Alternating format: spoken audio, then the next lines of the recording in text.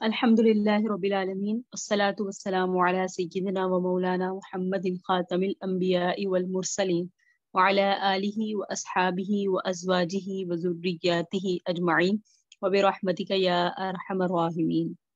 اللهم صل على سيدنا محمد وعلى آل سيدنا محمد وبارك وسلم عليه. ربي يسر ولا تعسر وتمم بالخير وبك نستعين يا فتاح يا فتاح يا فتاح. رب اشرح لي صدري ويسر لي امري واحلل عقدة من لساني يفقهوا قولي. ربي زدني علما ربي زدني علما ربي زدني علما. اللهم صل على سيدنا محمد وعلى آل سيدنا محمد وبارك وسلم عليه. اعوذ باللہ من الشیطان الرجیم. سورہ بقرہ آیت نمبر 153. یا ایھا الذین آمنوا، اے وہ لوگوں جو ایمان لائے، استعینوا، مدد طلب کرو، بالصبر، صبر کے ذریعے، والصلاۃ، اور نماز کے ذریعے، ان اللہ، بے شک اللہ، مع الصابرین، صبر کرنے والوں کے ساتھ ہے. ولا تقولوا، نہ کہو، لمن جو یقتل، شہید کر دیے جائیں، فی سبیل اللہ، اللہ کے راستے میں، اموات، انہیں مردہ مت کہو، بلکہ احیاء، وہ زندہ ہے، ولکن لا تشعرون، اور لیکن تمہیں شعور نہیں ہے. وَلَنَبْلُوَنَّكُمْ، ضرور بضرور آزمائیں گے ہم تمہیں، بِشَيْءٍ مِّنَ الْخَوْفِ، کچھ خوف کے ذریعے، وَالْجُوعِ، کچھ بھوک کے ذریعے، وَنَقْصٍ مِّنَ الْأَمْوَالِ، کچھ مالوں کی کمی کے ذریعے، وَالْأَنفُسِ، کچھ جانوں کے جانے کے ذریعے، وَالثَّمَرَاتِ، اور کچھ پھلوں کے گھٹانے کے ذریعے. وَبَشِّرِ الصَّابِرِينَ، اور صبر کرنے والوں کے لیے بشارت ہے. الَّذِينَ، وہ لوگ، اذا، جب، اصابت ہم، پہنچتی ہیں انہیں کوئی مصیبت، قالو، کہتے ہیں، انا، بے شک ہم، للہ، اللہ کے لیے ہیں، وانا، اور بے شک الیہ، اللہ ہی کی طرف، راجعون، ہمیں لوٹ کر جانا ہے. اولئک، یہی لوگ ہیں، علیہم صلوات، ان پر خصوصی رحمتیں ہیں، من ربہم، ان کے رب کی طرف سے خصوصی رحمتیں ہیں، ورحمہ، اور عمومی رحمتیں بھی ہیں، صلاح بھی ہے اور رحمہ بھی ہے. واولئک هم المہتدون، یہی وہ لوگ ہیں جو ہدایت یافتہ ہیں. ان الصفا، بے شک صفا، والمروہ، اور مروہ، من شعائر اللہ، اللہ کی دین کی علامات میں سے ہے. فمن حج البیت، جو شخص حج کرے بیت اللہ کا، او اعتمر، یا عمرہ کرے، فلا جناح علیہ، تو اس پر کوئی گناہ نہیں اس بات کا، ان یطوفا بہما، کہ وہ ان دونوں کا، یعنی صفا اور مروہ کا طواف بھی کرے. ومن تطوع، اور جو شخص بھی کوئی بھلا کام کرے، خیرن، خوشی کے ساتھ، فإن اللہ، تو بے شک اللہ بھی، شاکر، قدردان ہے، علیم، جاننے والا ہے. ان الذین، بے شک وہ لوگ، یکتمون، جو چھپاتے ہیں اس کو، ما انزلنا، جو ہم نے نازل کی، من البینات، واضح دلائل، والہدی، ہدایت، من بعد اس کے، ما بیناہ، کہ ہم نے واضح کر دیا، للناس، لوگوں کے لیے، فی الکتاب، کتاب میں. اولئک، یہ وہ لوگ ہیں، یلعنہم اللہ، ان پر اللہ کی لعنت ہے، ویلعنہم اللائنون، اور لعنت کرنے والوں کی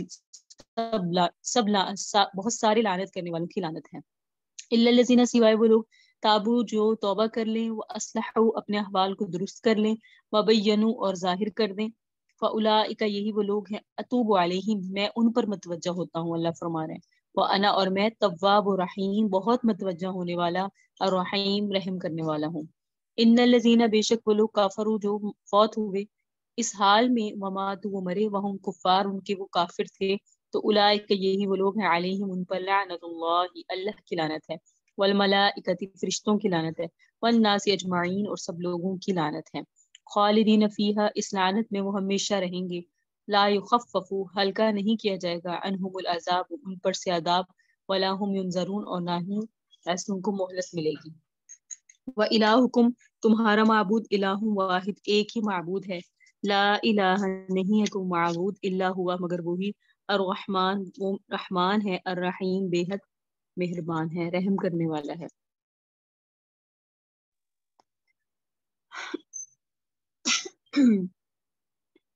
تحویل قبلہ کا مسئلہ، یعنی قبلہ کے بدل جانے کا مسئلہ پچھلے 2 رکوع میں ذکر کیا گیا تھا، جس کے ضمن میں آپ سب کے سامنے یہ بات بیان ہوئی کہ اس مسئلے میں یہود کی طرف سے بہت بڑا پروپیگنڈا ہوا، اور مختلف قسم کے طعن و تشنیع کے ذریعے سے مسلمانوں کو تکلیف پہنچائی گئی.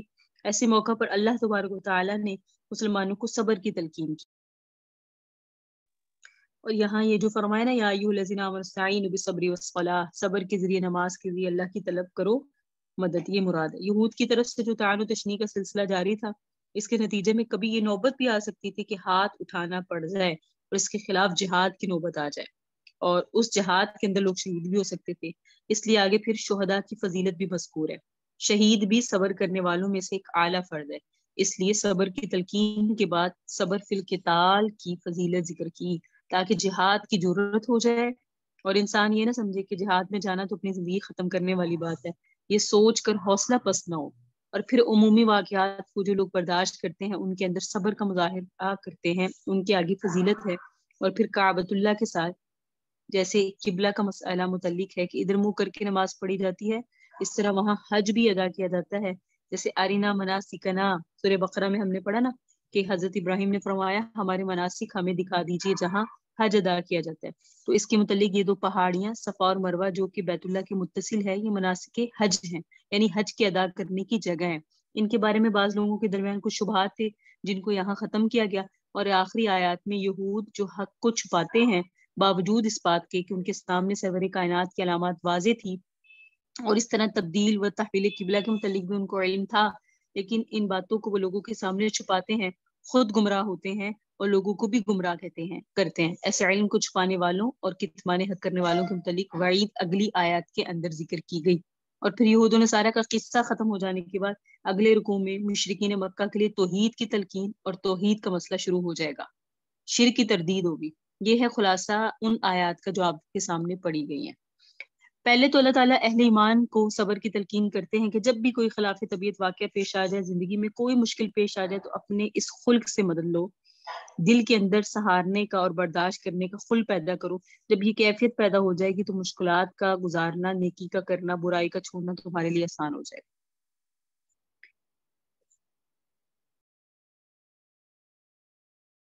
ہماری نمازوں میں اگرچہ یہ صورت نماز والی ہے، لیکن خشوع خضوع نہ ہونے کی وجہ سے، اللہ تعالیٰ کی طرف سے کامل توجہ نہ ہونے کی وجہ سے ان کے اندر نماز والی حقیقت موجود نہیں ہے۔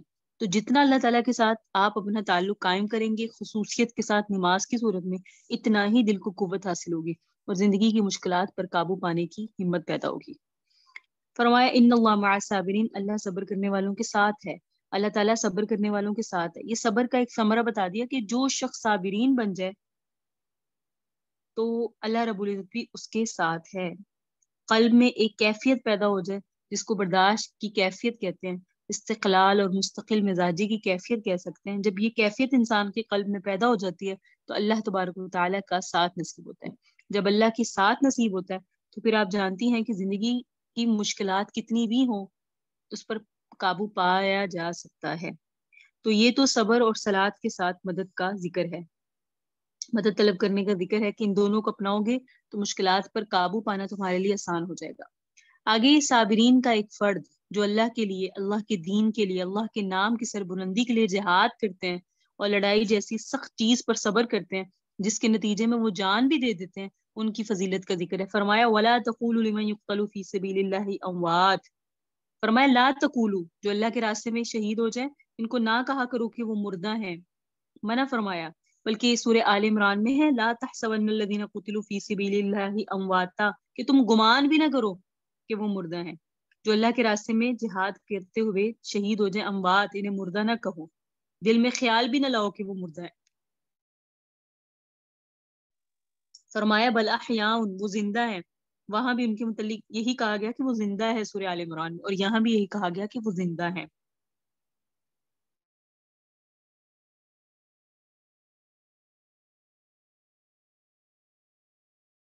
اور روایات سے معلوم ہوتا ہے کہ شہداء اللہ تبارک و تعالیٰ کی طرف سے رزق پاتے ہیں، اور روایات سے بھی یہ بھی معلوم ہوتا ہے کہ ان کا بدن زمین میں محفوظ رہتا ہے، مٹی اس کو نہیں کھا سکتی۔ انبیاء کے ساتھ بھی، نبیوں کی جسم بھی اسی طرح محفوظ ہے، مٹی ان کو نہیں کھا سکتی، اور وہ ایک طرح سے زندگی ہے۔ اس حیات کا یہ اثر ہوتا ہے۔ باقی اگر کسی شہید کا بدن آپ کو کہیں ریزہ ریزہ نظر آئے یا وہ کھایا جا چکا ہے، اس کے بارے میں ہو سکتا ہے اس کی نیت میں فطور ہو، یا ہمارے دیکھنے میں کوئی مسئلہ ہو، یا اللہ رب العزت نے کوئی ستاری والا معاملہ کیا ہو، کسی معاملے میں کوئی چیز ہو سکتا ہے اللہ ظاہر نہ کرنا چاہتے ہو، لیکن شہید کے بارے میں قرآن یہی کہہ رہا ہے اور اللہ کا اعلان یہی ہے کہ وہ زندہ ہے۔ حضرت حمزہ کا مزار ہے جبل رومات کے پہلو میں، وہ مقبرے کی شکل میں اب تک باقی ہے۔ لیکن وہاں سے حضرت حمزہ کو نکال لیا گیا ہے، اور یہ نکالا گیا ہے تقریباً ترکوں کے زمانے میں، کیونکہ وہاں جگہ جو ہے وہ پست ہو جانے کی وجہ سے، بارش ہونے کے بعد پانی جمع رہتا تھا، تو سیلاب کی وجہ سے قبر خراب ہو رہی تھی، وہاں سے نکال کر ان کو دوسری جگہ دفن کیا گیا۔ کئی 100 سال کے بعد کہتے ہیں جس وقت ان کو وہاں سے نکالا گیا تو اس طرح تر و تازہ نکلے جیسے دفن کیے گئے تھے۔ اور ایک واقعہ اسی صدی میں عراق میں پیش آیا، تمام اخباروں میں چھپا، ہزارہا انسانوں نے دیکھا۔ یہ تقریباً آج سے کوئی 35-40 سال پہلے کی بات ہے، میرے پاس تو تاریخ نہیں ہے اس وقت، لیکن جو واقعہ ہے وہ بڑا سننے والا ہے کہ حضرت حذیفہ اور حضرت جابر بن عبداللہ دونوں کی قبریں تھی عراق میں، وہ دجلہ کے کنارے تھا۔ دجلہ کے اندر سیلاب کی صورت بن جانے کی وجہ سے ان قبروں کو آہستہ آہستہ نقصان پہنچتا گیا، حتیٰ کہ سیلاب یہاں تک پہنچ گیا، قریب تھا کہ ان کی قبروں میں داخل ہو جائے۔ ٹھیک ہے، عراق کے بادشاہ کو خواب آتا ہے، یہ حضرات اس کو خواب میں کہتے ہیں کہ ہمیں سیلاب سے نقصان پہنچنے والا ہے، اس لیے ہمیں یہاں سے نکال کر دوسری جگہ دفن کر دو۔ ایک دن خواب دیکھا، اس نے اعتبار نہیں کیا، دوسرے دن خواب دیکھا، تیسرے دن خواب دیکھا۔ ٹھیک ہے، اور بعض کہتے ہیں وہاں جو جب اس نے کوئی بادشاہ نے کوئی نہیں اس پہ نوٹس لیا تو وہاں جو قاضی تھا اس کو خواب آیا، اور پھر جب اس نے بادشاہ سے اظہار کیا تو معلوم ہوا کہ انہوں نے بھی یہ خواب دیکھا تھا۔ قاضی نے جب اسے بادشاہ کو بتایا تو انہوں نے بتایا میں نے بھی دیکھا تھا، تو وہ سمجھ گیا کہ اللہ کی طرف سے اشارہ ہے، تو انہوں نے ارادہ کر لیا کہ ان قبروں کو کھول لیا جائے۔ اعلان ہو گیا، اعلان ہونے کے بعد کہتے ہیں کہ اس نظارے کو دیکھنے کے لیے دوسرے ملکوں سے بھی لوگ پہنچے کہ صحابہ کی قبریں کھولی جائیں گی۔ جمعہ پڑھنے کے بعد ان قبروں کو کھولا گیا، کہتے ہیں کہ دونوں کے دونوں حضرات کی لاشیں بالکل محفوظ نکلی، داڑھی کے بعد اسی طرح سفید نکلے تھے، اور جیسے دفن کیے گئے تھے ویسے کے ویسے ہیں۔ ہزارہا لوگوں نے ان کی زیارت کی، زیارت کرنے کے بعد ان کو دوبارہ اچھا نیا کفن دے کر دوسری جگہ دفن کر دیا گیا۔ یہ اسی صدی کا واقعہ ہے، یعنی ان کی وفات سے کم از کم یوں سمجھے 1300 سال بعد۔ یہ ہے 1936 صدی کا واقعہ، ٹھیک ہے، 1936 صدی کا۔ تو اس طرح شہداء کے اجسام کا محفوظ رہنا، اور اللہ خود فرما رہے ہیں کہ وہ زندہ ہیں، تمہیں شعور نہیں ہے۔ تو اب اتنا آپ جان سکتی ہیں کہ یہ کہنا کہ زندہ ہیں یہ قرآن کریم کے زیادہ موافق ہے، روایات حدیث کے بھی موافق ہے، کہ ان کے متعلق یہی آیا ہے کہ وہ اپنی قبروں میں زندہ ہے، اللہ رب العزت نے حیات دی ہے، اور یہی انبیاء کا حکم ہے، یہی اولیاء کے مزاروں میں ان کی اجسام کا حکم ہے کہ اللہ رب العزت کی طرف سے وہ اپنی قبروں میں زندہ ہیں۔ حیات النبی کا مسئلہ ہو، حیات الشہداء کا عقیدہ ہو، یہ ہمارا عقیدہ درست ہونا چاہیے کہ اللہ رب العزت نے انہیں حیات دی ہے، وہ کیسی ہے کیسی نہیں ہے، فرمایا وَلَٰكِن لَا تَشْعُرُونَ، تمہیں اس بارے میں شعور نہیں ہے۔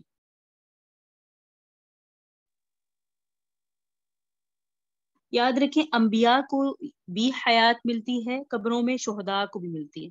انبیاء کو حیات شہداء سے بھی زیادہ اقوی طریقے سے حاصل ہوتی ہے، اس لیے کہ حیات انبیاء بھی اپنی جگہ مسلک برحق ہے، اور اولیاء اعلیٰ، اولیاء اللہ جو ہے نا وہ اعلیٰ درجے کے صالحین، جو اعلیٰ درجے کے صالحین ہیں، اللہ کے ولی ہیں، وہ بھی شہید کے حکم میں ہوتے ہیں، ان کو بھی اللہ تبارک و تعالیٰ کی طرف سے اس قسم کے کمالات اور فضائل حاصل ہوتے ہیں جس قسم کے روایات کے اندر شہداء کے لیے آئے۔ اس کو اپنے ذہن میں رکھیے گا کہ ولیوں کا بھی یہی مقام ہے۔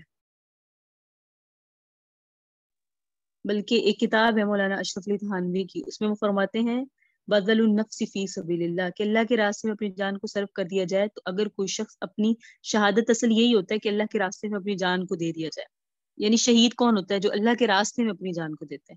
تو اگر کوئی شخص اپنی زندگی میں اپنے آپ کو اللہ کے سپرد کیے ہوئے ہے، اور جو اللہ کا حکم آتا ہے وہ اس میں اپنی جان کو کھپا دیتا ہے، تو وہ فی حکم شہداء ہے، چاہے اس کو میدان میں قتل ہونے کی نوبت نہ ہی آئے۔ اگر میدان میں ایک آدمی قتل ہو جاتا ہے تو یہ بھی ایک شرف ہے جو اس کو حاصل ہو گیا، ورنہ اگر ایک شخص اپنی جان کو کھپاتا ہے لیکن اللہ تعالیٰ کی حکمت کے تحت وہ بسرے میدان قتل نہیں ہوتا، جیسے خالد بن ولید کہ ساری زندگی جہاد میں گزاری لیکن وفات بستر پر ہوئی، جس وقت مدینہ منورہ میں بیمار پڑے ہوئے تھے، مرض الوفات میں مبتلا تھے، اس وقت حضرت خالد بن ولید بار بار یہ کہتے تھے کہ دیکھو میرے بدن میں ایک بالشت خالی جگہ نہیں ہے جس میں تلوار یا نیزے کا زخم نہ ہو، لیکن میں آج گھر میں ایڑیاں رگڑ کے جان دے رہا ہوں۔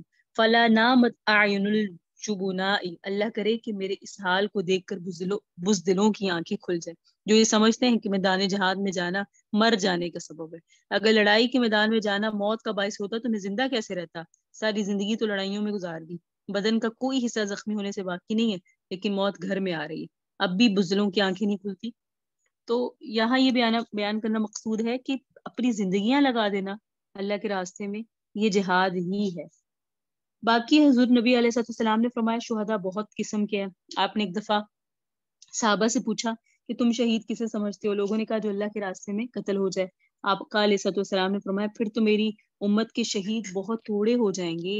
फिर आपने लंबी फहरिस्त बयान कर दी कि अगर सिर्फ कतील यानी मकतूल फी सबीलिल्लाह को ही शहीद करार दे दिया जाए तो मेरी उम्मत के शुहदा तो बहुत थोड़े रह जाएंगे।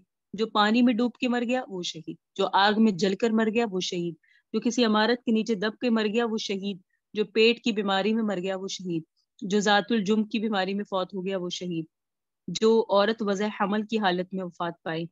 एक बीमारी है जातुल जुम, और ये जो वज़ह हमल डिलीवरी के दौरान अगर किसी की वफात हो जाए वो शहीद।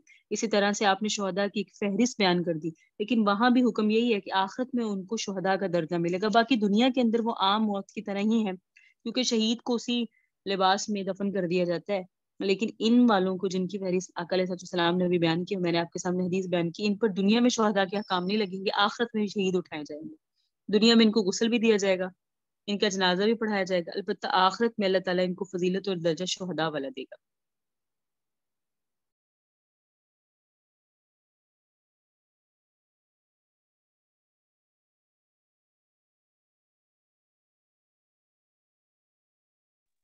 तो पिछली आयत में अल्लाह तबारक व तआला ने सब्र फिल क़िताल का जिक्र किया ना, अल्लाह के रास्ते में शहीद होने वालों की फजीलत बयान की। अब अगली जो आयत है उसमें दूसरे वाकयात के साथ जो इंसान की आजमाइश होती है, इसमें सब्र करने वालों की फजीलत है। कौन सी? वलनबलुवन्नकुम बिशैइन मिनल खौफि वल जुइ व नक्सिन मिनल अम्वालि वल अनफुसि वस्समरात व बश्शिरिस साबिरीन। अल्लाह ताला ने फरमाया अलबत्ता जरूर आजमाएंगे हम तुम्हें, पहले खबर दे दी। और खबर देने का फायदा होता है जिस वक्त ये वाकयात पेश आए उस वक्त उनके ऊपर सब्र करना आसान हो जाए। अल्लाह तबारक व तआला ने पहले ही बताया कि ऐसे होगा, लिहाजा जब भी कोई वाकया पेश आए तो उस वक्त इंसान की तवज्जो इधर होनी चाहिए कि उन वाकयात में से ही है जिनकी इतला पहले अल्लाह तबारक व तआला ने दी है। फिर इंसान को सब्र करने का हौसला हो जाता है, सब्र की तरफ तबीयत मायल होती है। अल्लाह ने फरमाया कुछ खौफ के जरिए, यानी दुश्मनों की तरफ से खौफ पेश आएगा, दुश्मन छेड़छाड़ करेंगे, हमला करेंगे। वल जुई, जू भूख दोनों तरह की हो सकती है, इख्तियारी भी इस्तरारी भी। इख्तियारी ये है कि जैसे हम, अल्लाह ताला ने फरमाया हम हुक्म देंगे रोजा रखो, खाओ पियो नहीं, तो ये इख्तियारी है ना, अब हम भूखे रहते हैं अपने इख्तियार से, लेकिन अल्लाह के हुक्म की वजह से। अल्लाह ने फरमाया आजमाएंगे, ये है अपने इख्तियार से भूखा रहना। इस्तरारी कहत वगैरह हो जाता है, उस वक्त भी माल की कमी आ जाती है, खाने नहीं मिलते कहीं कहीं दिन, तो ये भी एक कैफियत है। आगे फरमाया वनक्स मिनल अम्वाली वल अनफुसी वस्समरात, मालों को घटाना, जैसे हादसात के साथ माल जाया हो जाते हैं, चोरी हो जाती है। अच्छा, इस यानी मौत आ जाती है या जिहाद में शमूलियत के वक्त इंसान शहीद हो जाता है, इसके जरिए आसमाएंगे। फलों का घटाना यानी कुदरती तौर पे हादसात के जरिए से या किसी और जरिए से माल जाया हो गया, अपने बागात या घर का कोई सामान जाया हो गया, तो अल्लाह तबारक व तआला ने यह फरमाया दोनों तरह से हम तुम्हें आजमाएंगे। और पहले ही सब इस बात की वजाहत फरमा दी, वलनबलुवन्नकुम, जरूर आजमाएंगे, खौफ के जरिए, जू के जरिए, नक्स मिनल अम्वाल के जरिए, वल अनफुस व समरात, इन चीज़ों के जरिए। लेकिन फरमाया वबश्शिर साबिरीन, इन आजमाइशों में जो लोग मुस्तकिल मिजाज रहे, सब्र करें, उनको बशारत दे दीजिए। ये वो लोग हैं, यानी ये साबिरीन वो लोग हैं जब इन्हें कोई मुसीबत पहुंच जाए, जब इन्हें कोई मुसीबत पहुंच जाए, मुसीबत से मुराद ऐसा वाक़या जो इंसान की ख्वाहिश के खिलाफ पेश आ जाए, तो इंसान चाहता था कि यूं हो जाए लेकिन हो गया इसका उल्ट।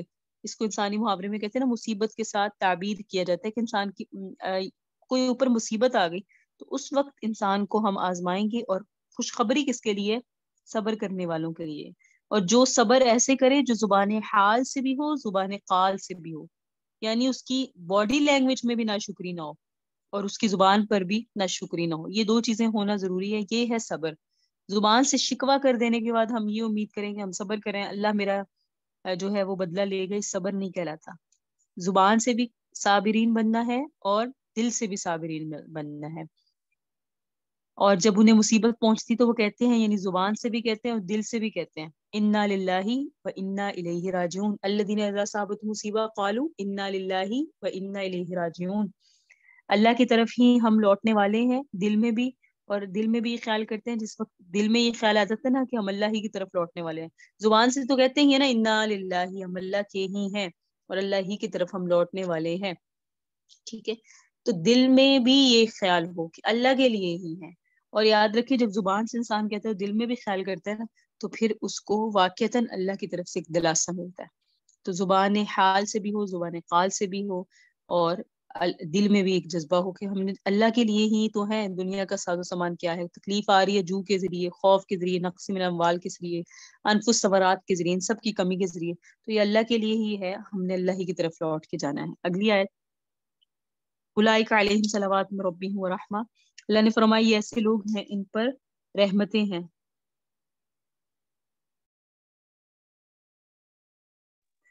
عنایتیں ہیں اللہ کی طرف سے، اور رحمتیں ہیں، صابرین کی شان ہے یہ، اللہ نے فرمایا کہ ان کے اوپر رحمتیں ہوں گی، اور وہ رحمت کا مطلب ایک جو لفظ ہے نا صلات، کہ ہر ایک صابر کے لیے علیحدہ علیحدہ اس کی شان کے مطابق اللہ کی رحمت ہوگی، اور جو آیا نا رحمہ، کہ ایک عمومی رحمت، یعنی صبر کا عمومی معنی سب صابرین میں پایا جاتا ہے، وَأُولَٰئِکَ هُمُ الْمُهْتَدُونَ، یہی وہ لوگ ہیں جو ہدایت پانے والے ہیں، حقیقت تک رسائی رکھنے والے ہیں، جنہوں نے حقیقت کی طرف راہ پا لی، جنہوں نے اپنے عقیدے کے طور پہ اس بات کو سمجھ لیا کہ ہم اللہ کے ہیں، اللہ ہی کی طرف ہم نے واپس جانا ہے، ہم بھی اللہ کے مملوک ہیں، ہماری ساری چیزیں بھی اللہ کی ملکیت ہیں، اس میں جو تصرف کریں ہمیں برداشت کرنا چاہیے، اللہ کے ہی لیے ہیں، اللہ کی ہی دیے ہوئی چیزیں ہیں، کسی قسم کا شکوہ شکایت نہیں کرنی چاہیے، یہی لوگ ہیں راہ یافتہ، یہی ہیں جنہوں نے ہدایت پائی، یعنی حقیقت تک رسائی انہی لوگوں کی ہے، واقعہ بھی یہی ہے، اور واقعتاً یہی ہے، اللہ مالک ہے، وہ جو تصرف کرے کسی کو اعتراض کا حق نہیں ہے، کوئی محسوس کرنے کی بات ہی نہیں ہے، تو فرمایا جو دل سے یہ عقیدہ رکھتے ہیں، اپنی زبان سے بھی اور مضمون کو ادا کرتے ہیں، اور دل میں بھی ان کی یہ بات ہوتی ہے، یہی لوگ مہتدون ہیں۔ آگے آ گیا، ان الصفا والمروۃ من شعائر اللہ فمن حج البیت او اعتمر فلا جناح علیہ ان یطوف بہما۔ ابتدا میں رکوع کی اجمالی تفصیل بیان کرتے ہوئے میں نے آپ کے سامنے عرض کیا تھا، اس کا تعلق بھی کعبۃ اللہ کے ساتھ ہے، یہ جو ہے نا ان الصفا والمروہ، جب حج کرتے ہیں یا عمرہ کرنے کے لیے جاتے ہیں تو بیت اللہ کا طواف کے بعد بیت اللہ سے متصل یہ دو پہاڑیاں ہیں، صفا اور مروہ، ان کے درمیان سعی کرنی پڑتی، یعنی دوڑنا پڑتا ہے، 7 چکر لگانے پڑتے، اور یہ طریقہ بھی حضرت ابراہیم کے زمانے سے شروع ہوا، حضرت حاجرہ نے جس وقت سے چکر کاٹے تھے، اس طرح سے ان کو اللہ تبارک و تعالیٰ نے بطور یادگار کی باقی رکھا، جو شخص بھی حج اور عمرہ کے لیے جاتا ہے اس کو اسی طرح سے چکر کاٹنے پڑتے ہیں۔ جاہلیت میں مشرکین نے جیسے بیت اللہ کے ارد گرد بت رکھ دیے تھے، اس طرح ان پہاڑیوں پر بھی انہوں نے بت رکھ دیے تھے۔ جب اسلام آ گیا تو بعض لوگوں کے دل میں خیال آیا کہ ان پہاڑیوں کے درمیان چلنا پھرنا تو بتوں کی تعظیم کی وجہ سے تھا، جو پہاڑوں کے اوپر رکھے ہوئے تھے، تو ان کے دل میں یہ خیال آیا کہ یہ تو جاہلیت کا طریقہ ہے، اب ہم اس طرح سے چلیں پھریں تو اس میں گناہ ہوگا، تو اللہ نے وضاحت فرما دی کہ سعی کرنے میں کوئی گناہ نہیں ہے، فلا جناح علیہ ان یطوف بہما، تو اللہ نے فرمایا نہیں، سعی کرو، یہ صحابہ کرام کو جو ایک ڈاؤٹ ہوا تھا اس کی وضاحت کر دی کہ صفا اور مروہ دین کی نشانیوں میں سے شعائر ہے، علامت ہے، اس لیے اس کے درمیان طواف کرو، وہ بتوں کا جو معاملہ تھا وہ جب اب ختم ہو گئے تو اس کو دیکھ کر تم تذبذب کا شکار نہ ہو،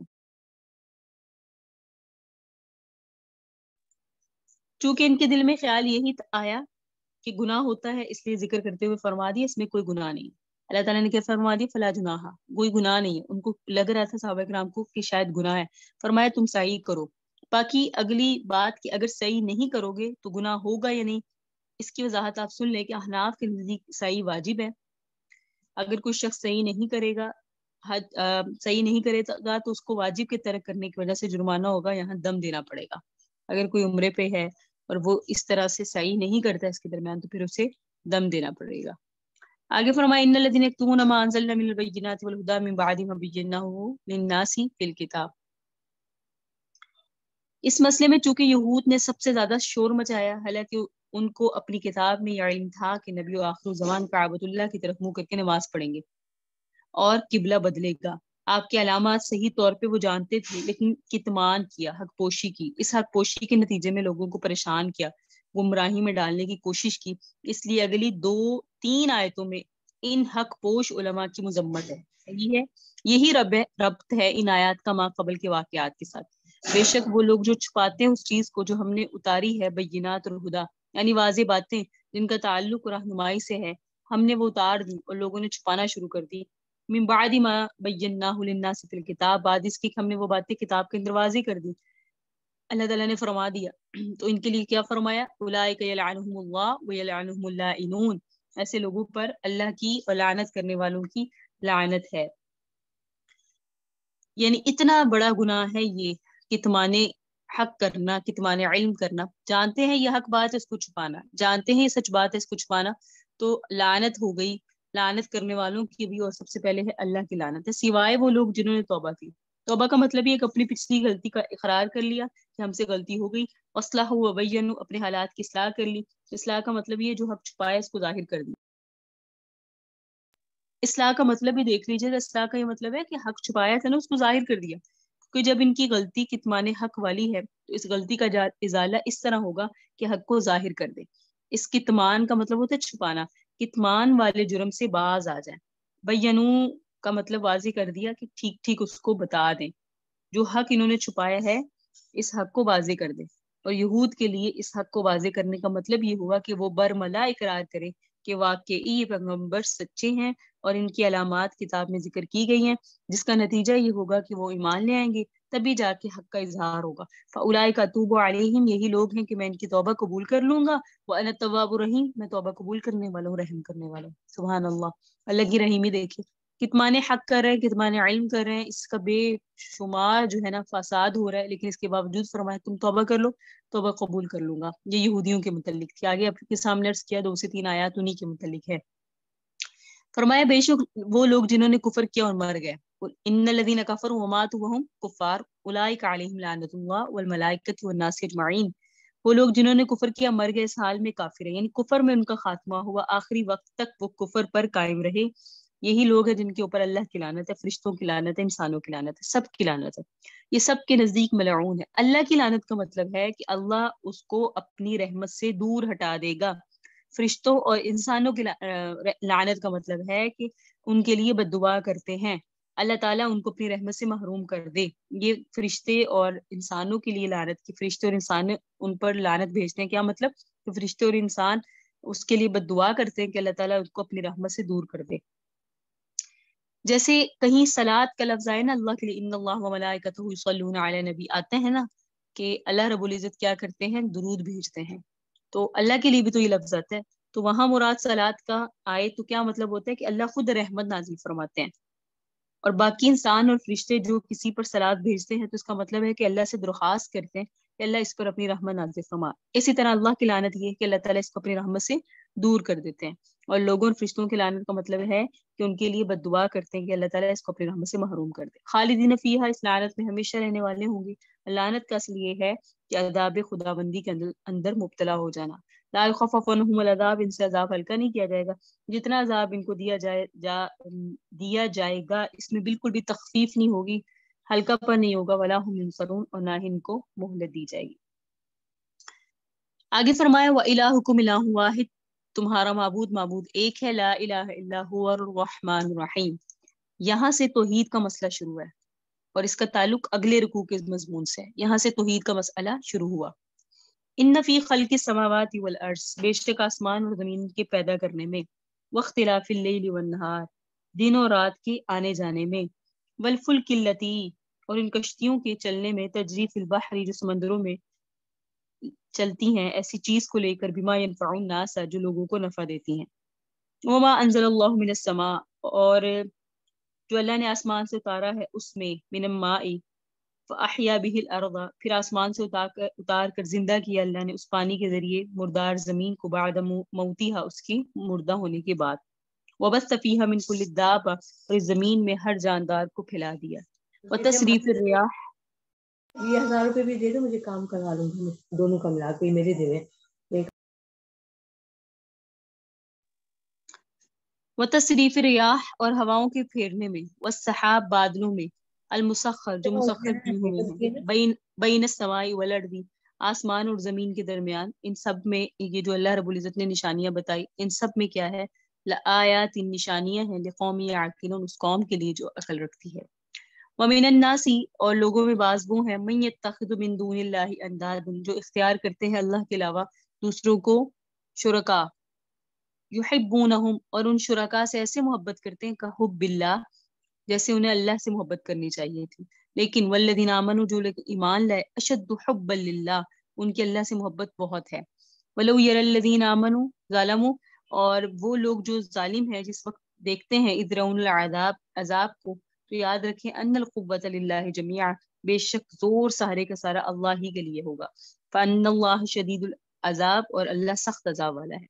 استبرأ الذین اتبعوا جس وقت بیزار ہو جائیں گے وہ لوگ جن کی اتباع کی گئی ان لوگوں سے من الذین اتبعوا ان لوگوں سے جنہوں نے اتباع کی ورأوا العذاب اور دیکھیں گے وہ عذاب کو وتقطعت بهم الاسباب ٹوٹ جائیں گے ان کے آپس کے سارے تعلقات. وقال الذین اتبعوا اور کہیں گے وہ لوگ جنہوں نے اتباع کی لو کاش ان لنا کرا ہمارے لیے لوٹنا ہوتا دنیا میں فنتبرأ منہم ہم بھی ان سے لا تعلق ہو جاتے کما تبرؤوا منا جس طرح سے یہ ہم سے لا تعلق ہو گئے. کذالک اسی طرح یریہم اللہ اعمالہم دکھائے گا اللہ انہیں ان کے اعمال حسرات علیہم جن پر وہ حسرتیں کریں گے وما ہم بخارج من النار اور یہ لوگ آگ سے نکلنے والے نہیں ہوں گے. پچھلے رکوع کے آخر میں اللہ تعالیٰ نے توحید کا ذکر کیا الہکم الہ واحد تمہارا معبود حقیقی جو معبود بننے کا مستحق ہے وہ ایک ہی ہے. لا الہ الا ہو اس کے علاوہ کوئی معبود نہیں. الرحمن الرحیم بے حد مہربان نہایت رحم کرنے والا ہے. اہل کتاب کے ساتھ مختلف باتوں پر جو مذاکرہ شروع ہوا تھا وہ پچھلے رکوع پر ختم ہو گیا. صحیح. اب آگے اس امت کو جو بنی اسرائیل میں اٹھائی جا رہی ہے اور سرور کائنات پر ایمان لانے والے لوگ ہیں آپ صلی اللہ علیہ وسلم کی امت بننے والی ہے. اب سورت کے آخری حصے میں ان کے لیے ہدایات ہیں. اب زیادہ تر تذکرہ نبی علیہ السلام کی امت کا ہی آئے گا آپ کے مخاطبین کا آئے گا. اسرائیلیوں کے ساتھ جو گفتگو تھی وہ پچھلے رکوع پر ختم ہو گئی. اب نئی امت کے لیے ہدایات شروع ہونے والی ہیں. اس کی ابتدا مسئلہ توحید سے کی کیونکہ یہ مسئلہ بنیادی حیثیت رکھتا ہے. جس وقت یہ بنیاد مضبوط نہ ہو اس وقت تک انسان آگے صحیح عقائد کا حامل نہیں ہو سکتا. سب سے پہلے جو چیز اختیار کرنی پڑتی ہے جو ایمان کے لیے بنیادی اینٹ ہے وہ اللہ تعالیٰ کے متعلق وحدانیت کا عقیدہ ہے. اس کو پہلے تو مثبت انداز میں پیش کیا فرمایا الہکم الہ واحد تمہارا مستحق عبادت ایک ہے ولا الہ الا ہوا. یہ دوسرے انداز میں پیش کر دیا کہ اس کے علاوہ کوئی دوسرا معبود نہیں ہے. تو نفی اور اس بات کے ساتھ اس بات کو صاف کر دیا کہ ایک ہے کوئی اور نہیں. ایک ہے کس اعتبار سے ہے واجب الوجود ایک ہے اس کے ساتھ کوئی دوسرا واجب الوجود نہیں ہے. اپنی صفات میں وہ وحدانیت رکھتا ہے اس کی صفات میں کوئی دوسرا شریک نہیں. اس کی جو صفتیں جس حیثیت سے اس کے لیے ثابت ہے اس طرح سے کسی دوسرے کے لیے ثابت نہیں ہے.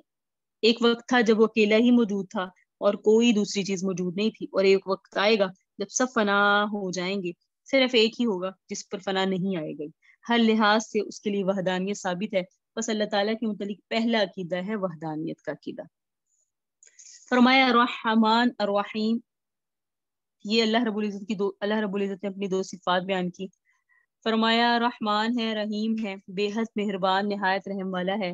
رحمان میں بھی وہی رحمت اور رحیم میں بھی وہی رحمت لیکن دونوں کے درمیان فرق کے لیے جس طرح سے اور باتیں بیان کی جاتی ہیں ان میں سے ایک آسان سی بات ہے کہ رحمان میں جوش رحمت کی طرف اشارہ ہے اور رحیم میں دوام رحمت کی طرف کہ بڑا پرجوش رحم کرنے والا اور مسلسل رحم کرنے والا. اس کی رحمت اپنی مخلوق کے لیے جوش مارتی ہے بے انتہا اور بے حد مہربان اور پھر تسلسل کے ساتھ رحم کرنے والا. یہ نہیں کہ کسی وقت اس کی رحمت مخلوق پر منقطع بھی ہو جاتی ہے بلکہ اس کا جو معاملہ بھی مخلوق کے ساتھ ہے وہ رحمت ہی ہے رحمت ہی ہے. سبحان اللہ سبحان اللہ. آگے اللہ تبارک و تعالیٰ نے اپنی وحدانیت کی دلیل بھی دی اور اپنے رحمان اور رحیم ہونے کی دلیل بھی دی. وہ کیا کہ رات اور دن کا اختلاف کی دونوں صورتیں دن گیا رات آئی رات گئی اور دن آیا. تو اس طرح آمد و رفت کے اعتبار سے بھی اختلاف ہے لیکن دوسرا اختلاف اس اعتبار سے کبھی دن بڑے کر دیے اور راتیں چھوٹی. اللہ تعالیٰ نے فرمایا نا اس میں اختلاف ہے رات اور دن کے آنے میں اختلاف ہے. آنے سے مراد کبھی دن کبھی رات کبھی دن. لیکن دوسرا اختلاف اسی طرح ہے کبھی دن بڑے کبھی راتیں چھوٹی کبھی راتیں چھوٹی کبھی دن بڑے. تو اس کے ساتھ ساتھ صفات کا بھی اختلاف ہے. وہ کیسے دن کو روشنی ہے گرمی ہے بدن میں چستی ہے ہوش مندی ہے رات آتی ہے تو اس میں ٹھنڈک ہے، سکون ہے، اطمینان ہے. اس طرح دن میں چلنے پھرنے کو جی چاہتا ہے، رات کو لیٹنے میں. تو یہ دونوں قسم کی صفات کا بھی اختلاف اللہ تبارک و تعالیٰ نے دونوں میں اپنی قدرت کی دلیل دی. اللہ تعالیٰ کی اس میں رحمت کی بھی دلیل ہے. یعنی دن ہی دن رہتا تو آپ کو رات کے فائدے پتہ نہ چلتے، رات ہی رات رہتی تو دن کے فائدے پتہ نہ چلتے. دونوں چیزیں انسان کے لیے تکلیف دہ ہوتی. اس لیے اللہ تبارک و تعالیٰ نے دوسری جگہ فرمایا کہ اگر اللہ تعالیٰ تم پر دن ہی ہمیشہ کر دے تو کون ہے الہ جو تمہارے پاس رات لے آئے، اور اگر ہم ہمیشہ رات ہی تم پر طاری کر دے تو کون ہے جو تمہارے پاس دن لے آئے. صحیح. تو پتہ چلا اس میں فائدے ہیں اور یہ اللہ کی نشانی ہے سمجھنے والوں کے لیے. پھر فرمایا والفلک التی تجری فی البحر، کشتیوں میں جو کہ سمندر میں چلتی ہیں، اس میں اللہ کی قدرت کی بھی نمایاں ہے، خالقیت بھی نمایاں ہے. پانی اللہ نے پیدا کیا، کیسا پیدا کیا؟ سیال ہے، بہتا ہے، اس کے اندر پہاڑوں جیسی اور پتھروں جیسی سختی نہیں ہے. اور کشتیاں لوہے اور لکڑی کی بنتی ہیں، ان کی طبیعت، ان کا مزاج اللہ نے کیسا بنایا؟ دونوں کی مزاج مختلف ہے نا. باوجود اس بات کے پانی میں ڈبونے کی صلاحیت ہے، لیکن اللہ تعالیٰ نے اپنی قدرت کے ساتھ اس میں اس قسم کی سازگاری پیدا کر دی کہ پانی کشتی کو اٹھاتا ہے، ایک جگہ سے دوسری جگہ تک پہنچاتا ہے. اس میں لوگوں کے لیے کتنے منافع ہیں. اس لیے جہاں اللہ تعالیٰ کی خالقیت کا یہ بے نظیر نمونہ ہے، اللہ تعالیٰ کی قدرت اس سے واضح ہوتی ہے، وہیں اس میں اللہ تعالیٰ کی رحمت اور اس کے رحمان اور رحیم ہونے کی وضاحت بھی ہے. ہماری کتنی ضرورتیں ان کشتیوں کے ساتھ، دریاؤں اور سمندروں کے ساتھ متعلق ہے. دریا میں یہ کشتیاں چلتی ہیں، سمندر میں جہاز چلتے ہیں، سامان تجارت لے کر ہمیں ایک طرف سے دوسری طرف پہنچاتے ہیں. اگر یہ ذرائع نہ ہوتے تو ایک خشکی والے دوسری خشکی والوں تک کیسے پہنچتے؟ جب درمیان میں ہزاروں میل پھیلا ہوا سمندر ہو. اس میں بھی اللہ کی رحمت نمایاں ہے. پھر فرمایا اس پانی میں جو آسمان سے اترا بارش کی شکل میں، کس طرح سے قطرہ قطرہ کر کے اللہ تعالیٰ پانی اتارتے ہیں. آپ کے کچے کمرے اور چھپر بھی برداشت کر لیتے ہیں. اگر اتنا کروڑوں پانی یا کروڑ من پانی کہیں آبشار کی طرح گرتا تو جس محل پہ گر جاتا وہ محل ہی زمین بوس ہو جاتا، زمین میں بھی گڑے پڑ جاتے اور ساری کی ساری زمین تلخ ہو جاتی.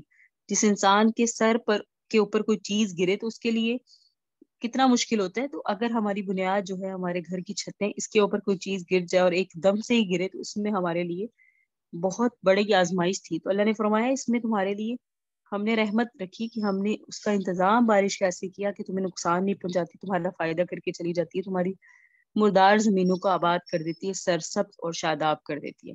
وبث فیہا من کل دابہ، اس چیز میں، اور اس کا مطلب ہے کہ پھیلائی اللہ نے زمین میں ہر دابہ، یعنی اللہ رب العزت نے چوپائے اور زمین میں جو دعوت الارض یعنی زمین کے یوں کہہ لیں حشرات الارض اور یہ مختلف چیزیں جو اللہ نے پھیلا دی ہیں. تو اللہ رب العزت کا اس میں بھی مظاہر ہیں، اللہ رب العزت کی نشانیاں ہیں. اور بارش سے نباتات پیدا ہوتے ہیں اور پھر یہی نشوما کا ذریعہ بنتے ہیں. ویسے بھی جب بارش ہوتی ہے تو زمین پر کیڑے مکوڑوں کی کثرت بھی ہوتی ہے اور نباتات کے پیدا ہونے کے ساتھ باقی حیوانات کو بھی زندگی ملتی ہے. اسی کے ساتھ ہی اس نسل کا بھی پھیلاؤ ہوتا ہے. تو اس میں بھی اللہ رب العزت کی طرف سے ہمارے لیے رحمت ہے. پھر فرمایا وتصریف الریاح، ہواؤں کا پھیرنے میں بھی یہ داخل ہے بات کی کبھی مشرق کی طرف چلتی ہے، کبھی مغرب کی طرف، کبھی شمال کی طرف، کبھی جنوب کی طرف. اس تصریف کے اندر بھی یہ داخل ہے کہ کبھی نرم چلتی ہے، کبھی سخت، کبھی ٹھنڈی، کبھی گرم. تو اس میں بھی غور کریں کہ انسان کے لیے سینکڑوں نہیں لاکھوں فائدے ایک وقت میں ہیں. اس کا گرم چلنا بھی انسانی زندگی کے لیے مفید ہے. فصلیں پکتی ہیں نا، جیسے گندم کے موسم میں جب ہوا نہ چلے اس وقت فصلیں تیار نہیں ہوتی، ایک وقت میں ٹھنڈی ہوا چلتی ہے تو اس سے پتے خشک ہوتے ہیں، پھر جڑتے ہیں، پھر درختوں کو، دوسری نباتات کو نئی زندگی ملتی ہے. اس کا پہلا لباس تبدیل کیا جاتا ہے، پھر پتے خشک ہو کے گرتے ہیں، پھر نئے پتے آتے ہیں. تو دوبارہ یہ باغ کا بہار کا موسم آنا ہے. تو یہ کیفیات کے اعتبار سے تصریف، کبھی نرمی، کبھی سختی، کبھی تیز، کبھی مدھم، کبھی سرد، کبھی گرم، یہ کیفیات بھی اس کی بدلتی رہتی ہے. اس میں بھی ہر کیفیت کا انسان کی زندگی پر اثر پڑتا ہے. پھر فرمایا والسحاب المسخر بین السماء والارض، اس بادل میں جو کہ مسخر کیا ہوا ہے، مسخر کیا ہوا ہے، اللہ تعالیٰ نے اپنی قدرت کے تابع کیا ہوا ہے زمین اور آسمان کے درمیان. کس طرح سے یہ بادل آتے ہیں، سمندروں سے پانی اٹھا کے لاتے ہیں، پھر ہوائیں ان کو دھکیل دھکیل کے جہاں اللہ تعالیٰ کا حکم ہوتا ہے وہاں لے جاتی ہیں. جتنا اللہ کا حکم اتنا ہوتا ہے اتنا پانی برساتی ہے، جہاں حکم ہوتا ہے وہاں برساتی ہے. دنیا کی رونق ساری کی ساری اسی سلسلے کے ساتھ ہے. یہ سارا جملہ فرما کے فرمایا، یہ ساری نشانیاں، نعمتیں، رحمتیں بیان فرما کے اللہ نے فرمایا آیات لقومی یعقلون، عقل ہوگی تو سمجھ آئے گی باتیں، کہ نشانیاں ہیں ان لوگوں کے لیے جو سوچتے ہیں. ان چیزوں میں ان کے خالق پر، اس کی وحدانیت پر، اللہ کے عموم رحمت پر استدلال کیا ہے۔ عقل کا کام ہے، جتنا سوچو گے اتنی ہی بات واضح ہوگی، اللہ پر ایمان، اللہ سے محبت بڑھے گی۔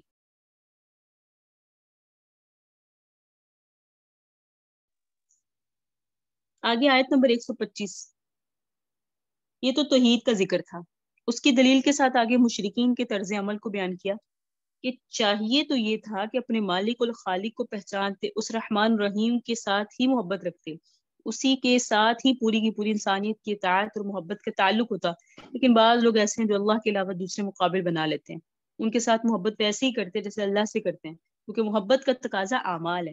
جب قلب کا تعلق کسی چیز کے ساتھ ہوتا ہے نا، تو پھر اس سے اطاعت اور اس طرح دوسری چیزیں ظاہر ہوتی ہیں۔ جب انہوں نے صرف اللہ کے ساتھ دل نہیں لگایا بلکہ اللہ کے علاوہ مقابل بنا کے ان کے ساتھ بھی دل لگایا، اس کی اطاعت اور عبادت کا رخ بھی اسی طرف ہو گیا اور ان کی محبت میں وہ مبتلا ہو گئے۔ فرمایا یحبونہم کحب اللہ، ان سے محبت کرتے ہیں اللہ کے ساتھ محبت کرنے کی طرح۔ اللہ کی کرنی کس سے چاہیے تھی؟ اللہ سے نا۔ آگے فرمایا ایسا نہیں ہے کہ اللہ سے محبت کرنے والے ہیں نہیں۔ بڑا پیارا جملہ لگتا ہے مجھے جب بھی پڑھتی ہے، سنتی ہیں، بیان کرتی ہوں۔ اللہ نے فرمایا والذین آمنوا اشد حبا للہ، جو مومن ہیں وہ زیادہ سخت ہیں ازروئے محبت اللہ کے لیے۔ مومنوں کو اللہ سے محبت سخت ہوتی ہے، مشرکوں کو اپنے شرکاء کے ساتھ اتنی محبت نہیں ہوتی جتنی مومن کو اللہ کے ساتھ محبت ہوتی ہے۔ جس طرح ہمیں فوائد اللہ تعالیٰ کی طرف سے ملتے ہیں، اسی طرح ہمارے اوپر مصائب بھی اللہ کی طرف سے آتے ہیں۔ اگر اولاد دینے والا اللہ ہے ہمارے عقیدے کے مطابق، تو اس اولاد کو واپس لینے والا بھی اللہ ہے۔ صحت اگر اللہ کی طرف سے ہے تو بیماری کی بھی اللہ کی طرف سے ہے، راحت اگر اللہ کی طرف سے تو تکلیف بھی اللہ کی طرف سے ہے۔ ان سب چیزوں کو جاننے کے باوجود ہمارا تعلق اللہ کے ساتھ کمزور نہیں ہوتا، بلکہ اس بات کو جانتے ہوئے کہ ہماری اولاد کو اللہ نے مارا، اس بات کو جانتے ہوئے کہ اس مصیبت میں اللہ نے مبتلا کیا، اس بات کو جانتے ہوئے کہ فقر و فاقہ جو بھی ہمارے اوپر آئے ہمارے اللہ کی جانب سے، اس کے باوجود مومن کا تعلق اللہ سے کمزور نہیں ہوتا، بلکہ ان واقعات کی صورت میں اللہ تعالیٰ کے ساتھ مزید ربط ہوتا ہے۔ یہ ایمان کی ایک عجیب شان ہے، ہر لحاظ سے ہر بات کو یہ اللہ کی طرف جوڑتا ہے۔ اگر مومن ہونے کے اعتبار سے اس کو سوچے، یہ اللہ تعالیٰ کی طرف سے نعمت ہے، اس پر اللہ کا شکر ادا کرے، تو اس سے بھی اللہ تعالیٰ کے ساتھ تعلق مضبوط ہوتا ہے۔ مصیبت آ جاتی ہے تو یہ سمجھتا ہے میرے خالق، میرے مالک نے مجھے آزمایا ہے، مجھے اس کی آزمائش پر پورا اترنا چاہیے، اس سے بھی اللہ کے ساتھ تعلق مضبوط ہوتا ہے۔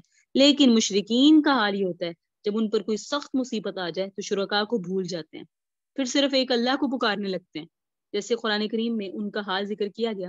اور اگر ان کو پتہ چل جائے کہ اس مصیبت میں ہمارے معبود نے مبتلا کیا ہے، تو جو کیفیت مومن کے دل کی ہوتی ہے مشرک کے دل کی وہ کیفیت نہیں ہوتی۔ اگر اس کو پتہ چل جائے مجھے مصیبت میں اس نے مبتلا کیا ہے، تو اس سے نفرت ہو جائے گی اور اس کا دل ٹوٹ جائے گا۔ مومن کا دل نہیں ٹوٹتا، مومن کہتا ہے میرے رب نے کیا نا، میرا رب مجھے آزما لے، میں انشاءاللہ اپنی آزمائش میں پورا اتروں گا۔ فرمایا لیکن اللہ تعالیٰ کے ساتھ مومنوں کا تعلق بہت مضبوط ہے۔ اب اس میں ایک قرار آ گیا کہ اللہ کہتے ہیں کہ مومنوں کو اللہ کے ساتھ محبت بہت زیادہ ہے، اور ایک بہت بڑی بات ہے، جس کے ساتھ آپ کو محبت کا دعویٰ ہو وہ بھی اقرار کرے کہ واقعی میرے ساتھ فلاں کو محبت ہے۔ یہ عاشق اور محب کے لیے بہت بڑا انعام ہے، ورنہ اکثر و بیشتر عاشق کو یہ شکوہ ہوتا ہے کہ میرے ساتھ محبت نہیں ہے، لیکن اللہ نے قرآن میں یہ اعتراف کیا کہ ہاں میرے ساتھ ان کو محبت ہے۔ اللہ رب العزت ہمیں اس میں سے بنائے۔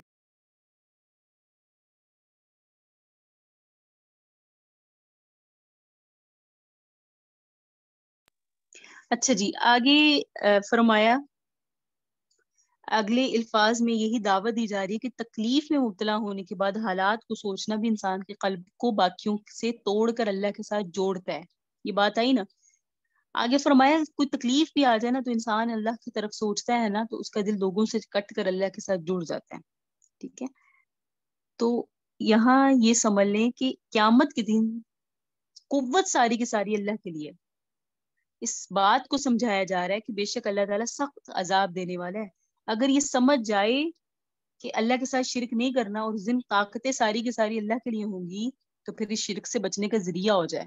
فرمایا نا وَرَأَوُا الْعَذَابَ وَتَقَطَّعَتْ بِهِمُ الْأَسْبَابُ، کہ جو بیزار ہوں گے وہ لوگ جن کی پیروی کی گئی ان لوگوں سے جو پیروی کرتے تھے، وہ کہیں گے تم نے ہماری پوجا کی، عبادت کی، ہم نے تو نہیں کہا تھا۔ اللہ فرما رہے ہیں جب وہ عذاب کو دیکھیں گے سارے کے سارے اس دن وَتَقَطَّعَتْ بِهِمُ الْأَسْبَابُ، تعلقات ٹوٹ جائیں گے۔ آخرت کی ان کی جو بدحالی ہے اس کا ذکر کیا۔ وہ اس انداز کے ساتھ دنیا کے اندر بسا اوقات ایک مشرک ہوتا ہے، دوسرے محض اس کے پیچھے لگ کر اس کے مسلک کے اوپر چلتے ہیں، چاہے ان کا دماغ اس کو قبول کرے یا نہ کرے۔ یہ تابعین اور متبعین کا قصہ جو دنیا کے اندر چلتا رہتا ہے۔ ٹھیک ہے، تو فرمایا کہ یہ بھی ان کی پیروی کرتے ہیں، سمجھ انہیں نہیں آتی کہ یہ کیا کہہ رہے ہیں، لیکن بس کیا کرتے ہیں، ان کی پیروی میں لگ جاتے ہیں۔ لیکن آخرت میں وہ سمجھتے ہیں کہ ہمارا ان کے ساتھ تعلق رہے گا، لیکن آخرت میں پیروی کی وجہ کی انہوں نے اگرچہ، لیکن ان کے تعلقات توڑ دیے جائیں گے۔ اس لیے قرآن کریم نے اکثر و بیشتر یہ عنوان اختیار کیا ہے کہ جس میں چھوٹوں کو دعوت ہے کہ تم سوچو ان بڑوں کے پیچھے لگ کر تم جو شرک میں مبتلا ہو، اللہ کی نافرمانی کر رہے ہو، یہ کب تک تمہارے کام آئیں گے؟ ایک وقت آئے گا جب یہ تم سے بیزار ہوں گے اور تم ان سے بیزار ہوں گے، پھر اس وقت تم حسرت کرو گے ہائے کاش ہم ان کے پیچھے نہ لگتے۔ فرمایا نا وقال الذين اتبعوا لو ان لنا قرة فنتبرأ منهم كما تبرأوا منا كذلك يريهم الاعمال كذلك يريهم الله اعمالهم حسرات۔ وہ حسرت کریں گے کب؟ وہ کہیں گے جو کہ پیروی کرتے تھے کاش وہ ہمیں دوبارہ دنیا میں جانا اور ہم بھی ان سے ایسے ہی اجلا تعلق ہو جائے جیسے یہ دنیا میں آج آخرت میں ہم سے ہو گئے، اور وہ دیکھیں گے اپنے اعمال کو حسرت کریں گے۔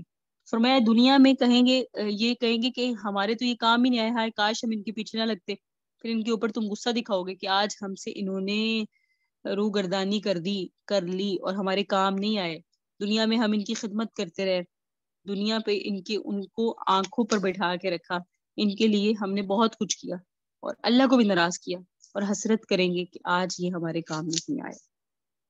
اگلا رکو یا ایھا الناس کلوا مما فی الارض، یا ایھا الناس وہ لوگوں جو ایمان لائے حلال پاکیزہ چیزوں سے کھاؤ، حلالا طیبہ پاکیزہ چیزوں سے، ولا تتبعوا خطوات الشیطان شیطان کے پیچھے نہ لگو، انہ لکم عدو مبین بے شک وہ تمہارا کھلا دشمن ہے۔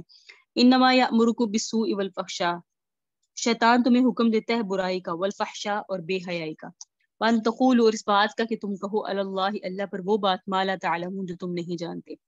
وَإِذَا قِيلَ لَهُمْ اور جب انہیں کہا جاتا ہے اتبعوا تم اتباع کرو اس کی ما انزل اللہ جو اللہ نے نازل کیا ہے، قالوا تو وہ کہتے ہیں بل نتبعوا ہم تو بھئی اتباع کریں گے اس کی ما جس پر الفین ہمیں پایا علیہ آباءنا اپنے آباء و اجداد کو، اپنے باپ دادوں کو، اپنی برادری اپنی پشتوں کو۔ اولو کان آباؤہم اور کیا وہ اپنی آباء و اجداد کی پیروی کریں گے؟ لا یعقلون شیئا ولا یہتدون لا یعقلون شیئا وہ تو کوئی سمجھ نہیں رکھتے تھے، ولا یہتدون نہ ہی وہ ہدایت پر تھے۔ ومثل الذین کفروا مثال ان لوگوں کی جو کافر ہیں، کمثل الذی یعیق مثال اس آدمی کی ہے جو پکارے ایسی چیز کو بما لا یسمع جو نہیں سنتی، الا دعاء مگر دعا و نداء اور پکار، سمن بہرے ہیں، بکمن اندھے ہیں، عمیون عفوا سمن بہرے ہیں، بکمن گونگے ہیں، عمیون اندھے ہیں، فہم لا یعقلون یہ نہیں سمجھتے۔ یا ایھا الذین آمنوا اے وہ لوگ جو ایمان لائے، کلوا من طیبات پاکیزہ چیزوں میں سے کھاؤ، ما رزقناکم جو ہم نے تمہیں رزق دیا، واشکروا للہ اور اللہ کا شکر ادا کرو، ان کنتم ایاہ تعبدون اگر تم اس کی عبادت کرتے ہو۔ انما بے شک حرم علیکم المیتۃ اللہ نے حرام کیا تم پر مردار، والدم خون، ولحم الخنزیر اور سور کا گوشت، خنزیر کا گوشت، وما احل به لغیر اللہ اور وہ جانور جس پر اللہ کے علاوہ کسی دوسرے کا نام لیا گیا ہو، جس اللہ کے علاوہ کسی دوسرے کا نام لے کر ذبح کیا یا غیر اللہ کے نام ذبح کیا گیا ہو۔ فمن استر پھر جو شخص مجبور کر دیا جائے غیر باغ اس حال میں کہ وہ طالب لذت نہ ہو، ولا عادن اور حد سے تجاوز کرنے والا نہ ہو، فلا اثم علیہ تو اس پر کوئی گناہ نہیں، ان اللہ غفور رحیم بے شک اللہ بخشنے والا اور رحم کرنے والا ہے۔ ان الذین یکتمون بے شک وہ لوگ جو چھپاتے ہیں اس کو ما انزل اللہ من الکتاب جو اللہ نے کتاب اتاری ہے، واشترون به ثمنا قلیلا اور اس کے بدلے میں وہ تھوڑا سا مال حاصل کرتے ہیں، اولئک یہ وہ لوگ ہیں ما یأکلون فی بطونہم جو نہیں بھرتے اپنے پیٹوں کو الا النار مگر آگ سے، ولا یکلمہم اللہ نہ اللہ ان سے کلام کریں گے یوم القیامہ قیامت کے دن، ولا یزکیہم نہ اللہ انہیں پاک کریں گے قیامت کے دن، ولہم عذاب علیم اور ان کے لیے دردناک عذاب ہے۔ اولئک الذین اشتروا الضلالہ یہی وہ لوگ ہیں جنہوں نے لے لیا گمراہی کو بالہدی ہدایت کے بدلے، والعذاب اور عذاب کو بالمغفرہ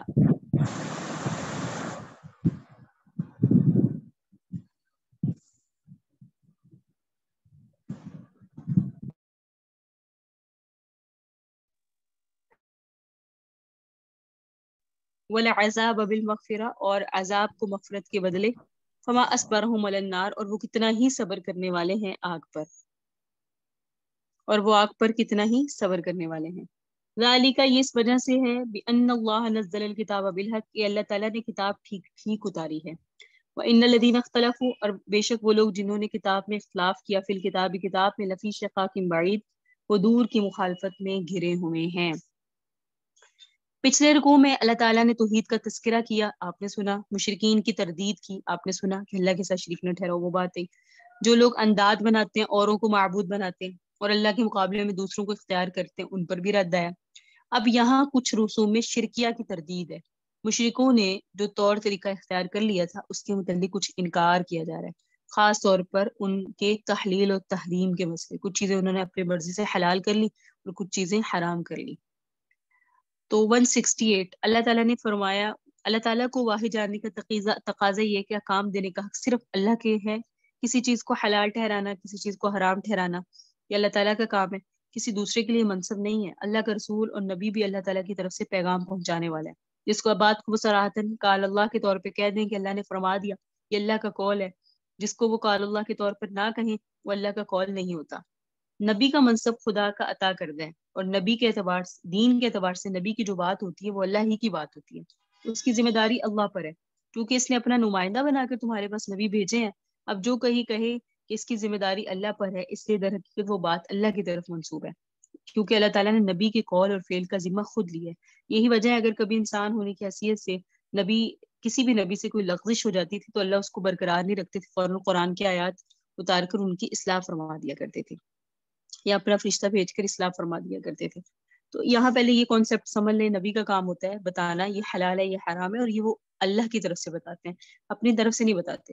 مشرکین مکہ یوں کہتے تھے، بہت ساری چیزیں فی الواقعہ اللہ نے حلال ٹھہرائی ہیں، ان کو وہ اپنے بتوں کی طرف منسوب کر کے حرام کر لیتے، اور بہت ساری چیزیں جو اللہ نے حرام ٹھہرائی ہیں ان کو وہ اپنے رسم و رواج کے تحت جائز سمجھتے، جیسے مردار کھاتے تھے اور اس قسم کی چیزوں سے فائدہ اٹھاتے تھے جن کا آگے ذکر آئے گا۔ تو تحلیل اور تحریم کے اعتبار سے، یعنی حلال اور ہونے اور حرام ہونے کے اعتبار سے جو ان کا شرک تھا، اس رکوع میں اس پر رد کیا گیا، اور مسلمانوں کو تاکید کی گئی ہے کہ تم بچ کے رہنا، ان کے طور طریقوں سے متاثر ہو کے کہیں تم بھی پھسل نہ جانا۔ اللہ تعالیٰ نے جو چیز حلال ٹھہرائی اس کو حلال جانتے ہوئے کھاؤ، اللہ کا شکر ادا کرو۔ مشرکین کی ایک عادت یہاں زیر بحث آئے گی کہ وہ لوگ اللہ کی حلال کی ہوئی چیزوں کو اپنے بتوں کی طرف منسوب کر کر اپنے لیے حرام قرار دیتے تھے، جیسے کوئی بکرا ہے نا تو لات کے نام پر چھوڑ دیتے کہ یہ ہم نے لات کو دے دیا، اس کی طرف منسوب کر دیا۔ اسی طرح عزا، لات اور عزا ان کے بتوں کے نام تھے، عزا کے نام پر چھوڑ دیا، گائے چھوڑ دی، اونٹنی چھوڑ دی، اس طرح سانڈ چھوڑ دی، اور وہ سمجھتے تھے اب یہ ہمارے الہ کے نام پر ہیں، ہمارے نہیں ہیں، اب ان پر سواری کرنا حرام، ان کا دودھ پینا حرام، ان کا گوشت کھانا حرام، ٹھیک ہے۔ تو بتوں کے وہ اب نام ہو گئے، تو وہ ان کو حلال جانوروں کو حرام کر لیتے تھے۔ سورہ مائدہ میں ہے ما جعل اللہ من بحیرۃ ولا سائبہ ولا وسیلہ ولا حام ولکن الذین کفروا یفترون علی الکذب، کہ اللہ نے بحیرہ، سائبہ، وسیلہ، حام اور کوئی نہیں بنائے، یہ کافر اللہ پر جھوٹ باندھتے جو کہتے ہیں یہ اللہ کا بتایا ہوا طریقہ، یعنی یہ بھی جانور ہے، انشاءاللہ ان کی تفصیلات ہے وہ آگے آئے گی انشاءاللہ سورہ مائدہ میں، چھوٹے پارے میں، کہ جب ہم یوں کہتے ہیں تو یہ جانور حرام، یہ کہتے ہیں جب ہم نے کہہ دیا تو یہ جانور حرام ہو گیا۔ اللہ نے یہ فرما دیا کہ ایسا نہیں ہے، جو چیز اللہ نے حلال کی ہے قرآن میں اپنی کتاب میں وہ حرام ہے، جو اللہ کی طرف سے حلال ہے وہ حلال ہے، تم اپنی مرضی سے کسی چیز کو حلال یا حرام نہیں کر سکتے، یہ بہت اہم چیز ہے، ہمارا کوئی اختیار نہیں۔ فرمایا ولا تتبعوا خطوات الشیطان، ان چیزوں کو حرام ٹھہرا کر، حرام قرار دے کر شیطان کے نقش قدم پر مت چلو جو اللہ نے حلال کی ہے، یہ شیطان کی پیروی ہے، یہ اللہ تعالیٰ کے احکام کی پیروی نہیں ہے۔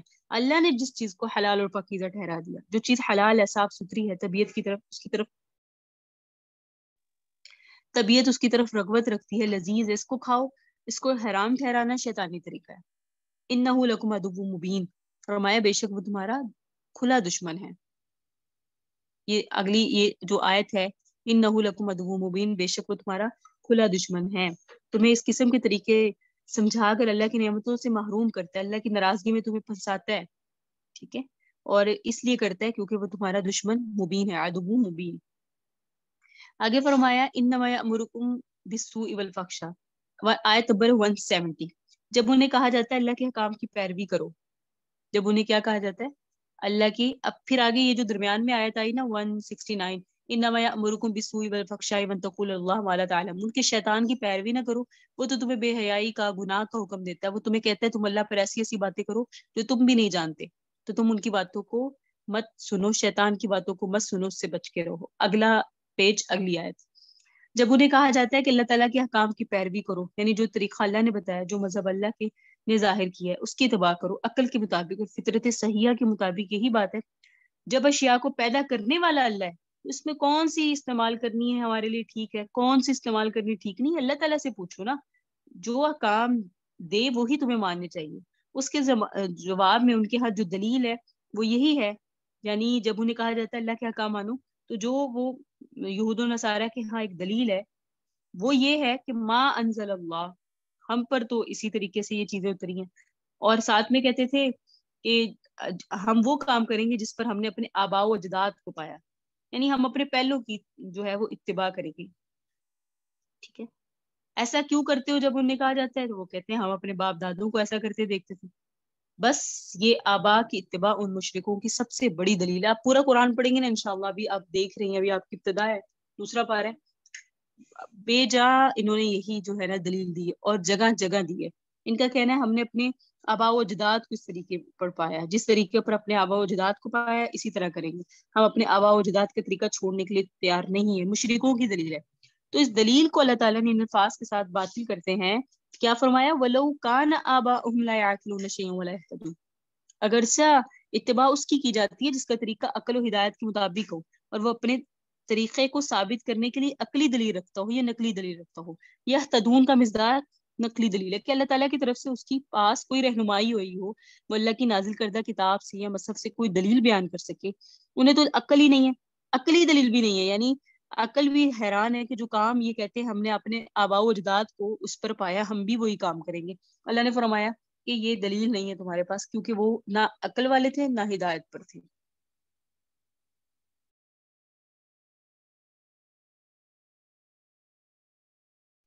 پھر آگے اللہ نے فرمایا وَمَثَلُ الَّذِينَ كَفَرُوا كَمَثَلِ الَّذِي يَنعِقُ بِمَا لَا يَسْمَعُ إِلَّا دُعَاءً وَنِدَاءً۔ اس آیت میں مشرکین کے سوء فہم، بری عقل کو ایک مثال کے ساتھ واضح کیا۔ اس کی مثال دی چوپایوں سے۔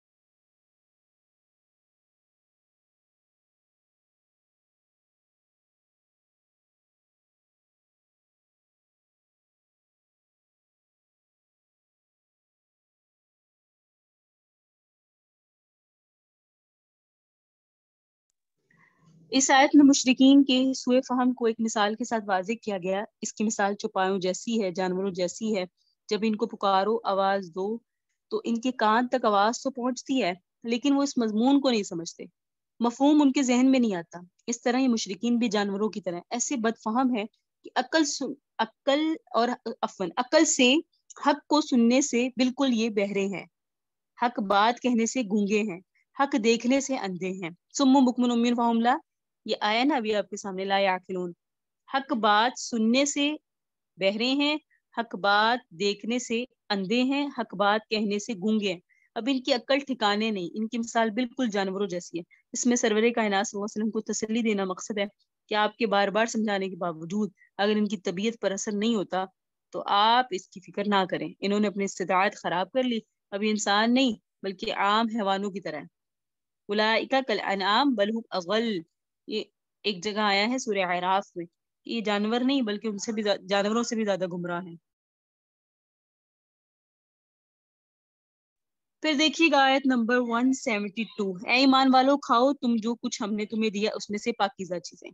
یا ایھا الذین آمنوا کلوا من طیبات ما رزقناکم واشکروا للہ ان کنتم ایاہ تعبدون، کہ تم کھاؤ ہم نے جو تمہیں دیا اس میں سے پاکیزہ چیزیں۔ کھاؤ کا معنی وہی جو ذکر کیا کہ کھاؤ برتو استعمال کرو، یعنی تم ان مشرکوں کی طرح حلال چیزوں کو اپنے طور پر حرام ٹھہرانے کی کوشش نہ کرو۔ جو کچھ اللہ نے دیا اس میں سے پاکیزہ لذیذ چیزیں جو تمہیں مرغوب ہیں انہیں کھاؤ اور برتو، واشکروا للہ، اللہ کا شکر گزار رہو، اللہ کا شکر ادا کرتے رہو۔ اگر تم اسی کو ہی پوچھتے ہو، تم اسی کی ہی اگر عبادت کرتے ہو تو اللہ کی حلال ٹھہرائی ہوئی چیزوں سے فائدہ اٹھاؤ، اور ان حلال ٹھہرائی ہوئی چیزوں کو اپنے طور پر مشرکین کی طرح غیر اللہ کی طرف منسوب کر کے حرام نہ ٹھہراؤ۔ یہ اللہ تعالیٰ کی ناشکری بھی ہو جاتی ہے اور اس کی حلال کی ہوئی چیزوں کو خواہ مخواہ میں حرام ٹھہرایا گیا ہے، اور ایسا ہی ہوتا ہے اور انہوں نے کیا۔ آگے فرمایا انما حرم علیکم المیتۃ، آیت نمبر 173، کہ اللہ تعالیٰ نے حرام کیا تم پر میتہ۔ میتہ مشرکین میتہ کھاتے تھے، اللہ کی یعنی مردار کھاتے تھے، اللہ کی حلال کی ہوئی چیزوں کو حرام ٹھہراتے اور اللہ کی حرام کی ہوئی چیزوں کو حلال سمجھتے۔ تو جو چیز زیر بحث ہے ان کے بارے میں کہا جا رہا ہے کہ جن کو وہ حرام کہتے تھے وہ حرام نہیں، حرام تو فرمایا یہ چیزیں جو ہم بتا رہے ہیں، فرمایا تم اپنی مرضی سے حلال حرام کر رہے ہو، اب سنو حرام کیا ہے۔ انما حرم علیکم المیتہ، مردار ہے تم پر حرام، دم ہے حرام، لحم الخنزیر ہے حرام، وما اہل بہ لغیر اللہ، وہ ہے حرام، یعنی جس پر غیر اللہ کا نام لیا گیا۔ لیکن اس آیت سے یہ مطلب سمجھ لیجیے گا، اس کا یہ مطلب نہیں ہے کہ صرف یہی ہے حرام، اس کے علاوہ بھی بہت ساری چیزیں، لیکن یہاں اس کو بیان کیا گیا کہ مردار حرام ہے، خون حرام ہے۔ مردار حرام کی ہم نے تم پر مردار، وہ جانور، وہ جاندار چیز جس کا ذبح کرنا شرعاً ضروری ہے اور وہ بغیر ذبح کرنے کے مر جائے، اس کو شریعت میں کہتے ہیں مردار۔ جس کا ذبح کرنا شرعاً ضروری ہوتا ہے لیکن وہ بغیر ذبح کیے مر جائے، اس کو شریعت میں کیا کہتے ہیں؟ مردار۔ تو مردار کی وضاحت ہوگی۔ پھر ذبح، جیسے ذبح کی دو صورتیں ہوتی ہیں، ایک ہوتی ہے ذبح اختیاری اور ایک ہوتی ہے ذبح اضطراری۔ ذبح اختیاری کیا ہوتی ہے اور ذبح اضطراری کیا ہوتی ہے؟ ذبح اختیاری تو یہ ہے کہ اگر جانور آپ کے بس میں ہے تو اس کی رگیں کاٹو، جو شریعت نے طریقہ بتایا، یہ ہوئی ذبح اختیاری۔ اور ذبح اضطراری شکار کھیلتے وقت اس کو تیر مار دیا یا کوئی دھاردار چیز مار دی، وہ جانور دوڑا جا رہا تھا، آپ نے کے قابو میں نہ آیا تو اس کے بدن میں کہیں زخم لگ گیا، وہ حلال ہو جاتا ہے۔ وہاں رگیں کاٹنا ضروری نہیں ہوتی، اگر آپ کے قابو پانے سے پہلے وہ مر جائے اور آپ نے قابو پا لیا اور وہ زندہ ہاتھ آ گیا تو پھر ذبح کرنا ضروری ہوتا ہے، اسے کہتے ہیں ذبح اضطراری۔ تو اس کے بارے آپ کو معلوم ہونا چاہیے تھا، اس کے بارے میں آگے ہے کہ لیکن یہ بات یاد رکھ لیجیے گا کہ جو مردار ہے، جو چیز آئی مردار کھانا جائز نہیں ہے، لیکن مردار کی بال، ہڈیاں، سینگ، یہ سب پاک ہے، اس کو استعمال میں لایا جا سکتا ہے۔ جیسے بھیڑ مر گئی، مرنے کے بعد آپ اس کی اون اتار لیں تو استعمال میں کی جا سکتی ہے، اس کی ہڈی استعمال میں کی جا سکتی ہے، ٹھیک ہے۔ لیکن یہ جو لحم الخنزیر ہے، خنزیر کا کوئی بھی چیز مردار ہے یہ، تو اس کے مردار کے بعد اس کے کھال یا اس کا کسی اور جسم کے حصے سے بالکل بھی فائدہ نہیں اٹھایا جا سکتا۔ آگے آیا دم، حرام کیا تم پر خون۔ دم سے مراد ایک دوسری جگہ ہے دم مسفوحہ، بہایا ہوا خون۔ دم مسفوحہ یعنی صرف وہی خون جو رگیں کاٹتے وقت رگوں سے بہتا ہے، جیسے زخم لگے تو زخم سے خون جاری ہے، اسی طرح ذبح کرتے ہوئے جو رگے سے بہتا ہے، یہ جو خون ہوتا ہے یہ نجس ہے، اس کا بیچنا ٹھیک نہیں، اس کا کھانا ٹھیک نہیں۔ ذبح کے بعد چمڑا اتارا تو جو خون گوشت کا لگا ہوا ہوتا ہے، جیسے آپ کپڑے میں لاتے ہیں تو وہ کپڑے کو لگ جاتا ہے، وہ خون پاک ہے، اس لیے اگر گوشت کو نہ دھویا جائے، اسی طرح سے پکا لیا جائے تو وہ ٹھیک ہے، اور وہ گوشت کی وجہ سے کپڑے پر خون کا نشان آ جائے تو یہ پاک ہے، اس کا دھونا بھی ضروری نہیں ہے، کیونکہ نجس وہ خون ہے جو بدن سے بہتا ہے، صحیح ہے۔ نجس کون سا خون ہے؟ جو بدن سے بہتا ہے، جیسے زندہ کو زخم ہو، جیسے ہمارے بدن پر زخم ہو جائے تو خون بہنے لگ جاتا ہے نا، تو یہ نجس ہے۔ اسی طرح سے رگے کاٹنے کے ساتھ جو خون بہتا ہے یہ بھی نجس ہے، اس کو بیچنا اور اس کو خریدنا یہ جائز نہیں ہے۔ اسی لیے فقہا نے یہ مسئلہ لکھا ہے، یہ جو مریض کو خون دیا جاتا ہے، ایک کے بدن سے خون نکال لیتے ہیں دوسرے کو دے دیتے ہیں، یہ نکالا ہوا خون بھی نجس ہے، ناپاک ہے، اور بوقت مجبوری، یعنی جب یہ ڈاکٹر کہے کہ مریض اتنا کمزور ہے، اگر اس کو خون نہ دیا گیا تو مر جائے گا، جیسے زخم ہو کر خون بہت نکل آیا یا آپریشن وغیرہ ہوا یا کوئی ایکسیڈنٹ ہوا خون بہت نکل گیا، تو ایسے وقت میں جو ہے اس کو دیا جا سکتا ہے مجبوری کے وقت میں، ورنہ جو خون جسم سے نکل جاتا ہے وہ یاد رکھیں نجس ہوتا ہے، یہ دم مسفوحہ اسے بولتے ہیں۔ یہاں تو خالی دم آیا نا، دوسری جگہ سورہ انعام میں پڑھیں گے دم مسفوحہ، بہتا ہوا خون، تو جسم کے اندر سے نکلتا ہے بہتا ہوا خون، وہ حرام نجس ہے، اس کا استعمال یا اس کا خریدنا، اس کو بیچنا جائز نہیں ہے۔ آگے آیا لحم الخنزیر، خنزیر کا گوشت تم پر حرام ہے، یہاں لحم کی صراحت ضروری ہے۔ خنزیر مطلقاً نجس ہے، اس کے بال بھی نجس، اس کا چمڑا بھی نجس، اس کی ہڈیاں بھی نجس، اس کی کسی چیز سے فائدہ نہیں اٹھایا جاتا، اسے کہتے ہیں نجس العین، سارا کا سارا ہی حرام، ناپاک۔ آگے فرمایا وما اہل لغیر اللہ، وہ چیز جس پر اللہ کے غیر کے لیے آواز بلند کی جائے۔ ما اہل بہ لغیر اللہ سے مراد ہے جانور اللہ کی رضا کے لیے ذبح کیا جاتا ہے اور ذبح کرتے وقت اللہ کا نام لیا جاتا ہے، یہ تو حلال ہوا، اور قطعی طور پر یہ حلال ہے۔ اور وہ جانور جس پر جو اللہ کی رضا کے لیے نہیں کسی دوسرے کی رضا کے لیے ذبح کیا جائے، اور مرتے وقت اس کو ذبح کرتے وقت نام بھی کسی دوسرے کا لیا جائے، اللہ کے نہ لیا جائے، تو یہ حرام ہے، اس کا کھانا درست نہیں، اس سے کہتے ہیں غیر اللہ کے نام پر ذبح کیا ہوا۔ اور ما اہل بہ لغیر اللہ کا مطلب یہ ہے کہ ان جانوروں پر اللہ وغیرہ کا اللہ کا نام پکارا جانا چاہیے، لیکن اگر کسی پر اللہ کے جانوروں کو ذبح تو کیا جا رہا ہے لیکن اللہ کے علاوہ کسی بت کا نام پکارا جائے، یعنی اللہ کے سوا کسی بت یا جن یا کسی روح خبیث یا کسی اور کا نام نامزد کیا جائے، اس جانور کی جان اس کی نظر کر کے اس کے تقرب یا رضا جوئی کی نیت سے ذبح کی جائے اور محض اس کی خوشنودی کی غرض سے اس کی جان نکالنے مقصود ہو، تو پھر ان صورت میں اس جانور کا ذبح کیا ہوا ہے اگرچہ، لیکن اس کا کھانا جائز نہیں ہے کیونکہ غیر اللہ کا نام لیا گیا ہے۔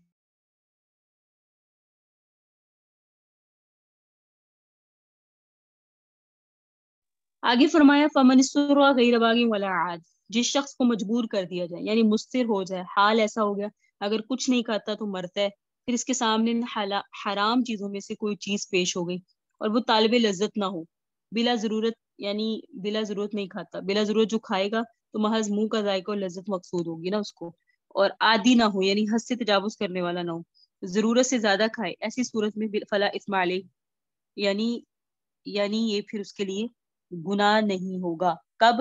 جب وہ مستر جو ہے وہ غیر باغن نہ ہو ولا عاد، یعنی نہ تو وہ حد سے تجاوز کرنے والا ہو اور نہ ہی وہ لذت کے لیے کھانے والا ہو، مجبوری ایسی ہے، حالت ایسی ہے، نہیں کھاتا تو مرتا ہے، تو پھر اس صورت میں وہ کھا سکتا ہے۔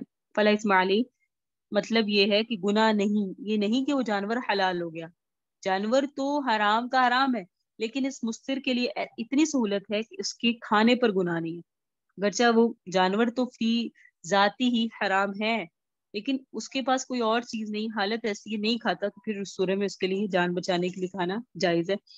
تو غیر باغ ولا عادن، یہ مستر کی حد بندی ہے کہ مستر حقیقت میں وہ ہوتا ہے کہ اگر نہیں کھائے گا تو مرتا ہے، نہ تو وہ طالب لذت ہے نہ حد سے تجاوز کرنے والا ہے، ضرورت سے پہلے نہ کھائے یعنی بلا ضرورت نہ کھائے، ضرورت سے زیادہ نہ کھائے، اس وقت کھائے جب اس کا ظن غالب ہو کہ اگر میں اب نہیں کھاؤں گا تو مر جاؤں گا، اور اتنا سا کھائے جس میں اس کا ظن غالب یہ ہو، ظن کا مطلب ہوتا ہے خیال، غالب خیال یہ ہو کہ اب میں بچ جاؤں گا، اس سے پھر زیادہ بھی نہیں کھائے، تو فرمایا تو اللہ بھی بخشنے والا ہے، مہربان ہے۔ تو مستر اور عاد اسے کہتے ہیں، مستر لذت کے لیے، مستر وہ جو بے چین بے قرار ہو گیا نہیں کھاتا تو جاتا ہے دنیا سے، تو وہ پھر کھائے تو اللہ نے دو کنڈیشنز لگا رہی، غیر باغ ولا عاد، نہ تو وہ لذت کے لیے کھائے اور نہ حد سے زیادہ کھائے، بقدر ضرورت کھائے۔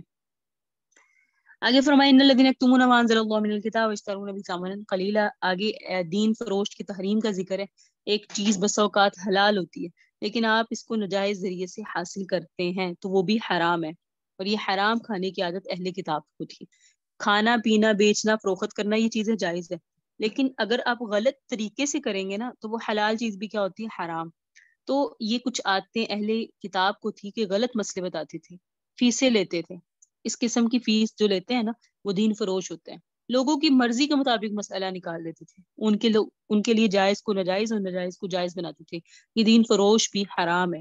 اس محرمات کے ذکر کے بعد جن میں مشرکین مبتلا ہیں، اب یہ اہل کتاب کے علماء کی دین فروشی کا ذکر اللہ رب العزت نے فرمایا، پیچھے تو وہ حرام کردہ چیزیں بتائی نا، یہ بھی حرام ہے یہ بھی حرام ہے، آگے اللہ فرما رہے کہ یہ بھی ایک طرح سے حرام کام ہے کہ تم دین فروش ہو، دین بیچنے والے ہو، اپنے دنیا کے مال کے عوض تھوڑے سے، تو اس کی سزا کیا فرمائی، ولا یکلمہم اللہ یوم القیامہ، اللہ تعالیٰ ان کے ساتھ بولے گا نہیں، معاذ اللہ، اللہ تعالیٰ ان کے ساتھ بولیں گے نہیں، اللہ تعالیٰ ان کے ساتھ کلام ہی نہیں کریں گے قیامت کے دن، جو دین فروشی کرتے ہیں، جو کتمان حق کرتے ہیں، اللہ تعالیٰ ان سے قیامت کے دن بات ہی نہیں کریں گے، یعنی ان پر ناراضگی کا اظہار فرمائیں گے، بات ہی نہیں کریں گے، یعنی بلا واسطہ نہیں کریں گے، کیونکہ بات کرنا اور بولنا اسے کہتے ہیں جو محبت اور پیار کا بولنا ہوتا ہے، تو بات نہیں کریں سے مراد یہ ہے کہ اللہ ان کے ساتھ محبت اور پیار سے بات نہیں کریں گے، ولا یزکیہم، اللہ انہیں پاک نہیں کریں گے یا ان کی تعریف نہیں کریں گے، دونوں طرح سے مطلب بیان کیا جا سکتا ہے، پاک صاف نہیں کریں گے، جیسے گناہ گار مسلمان جہنم میں کیوں جائے گا،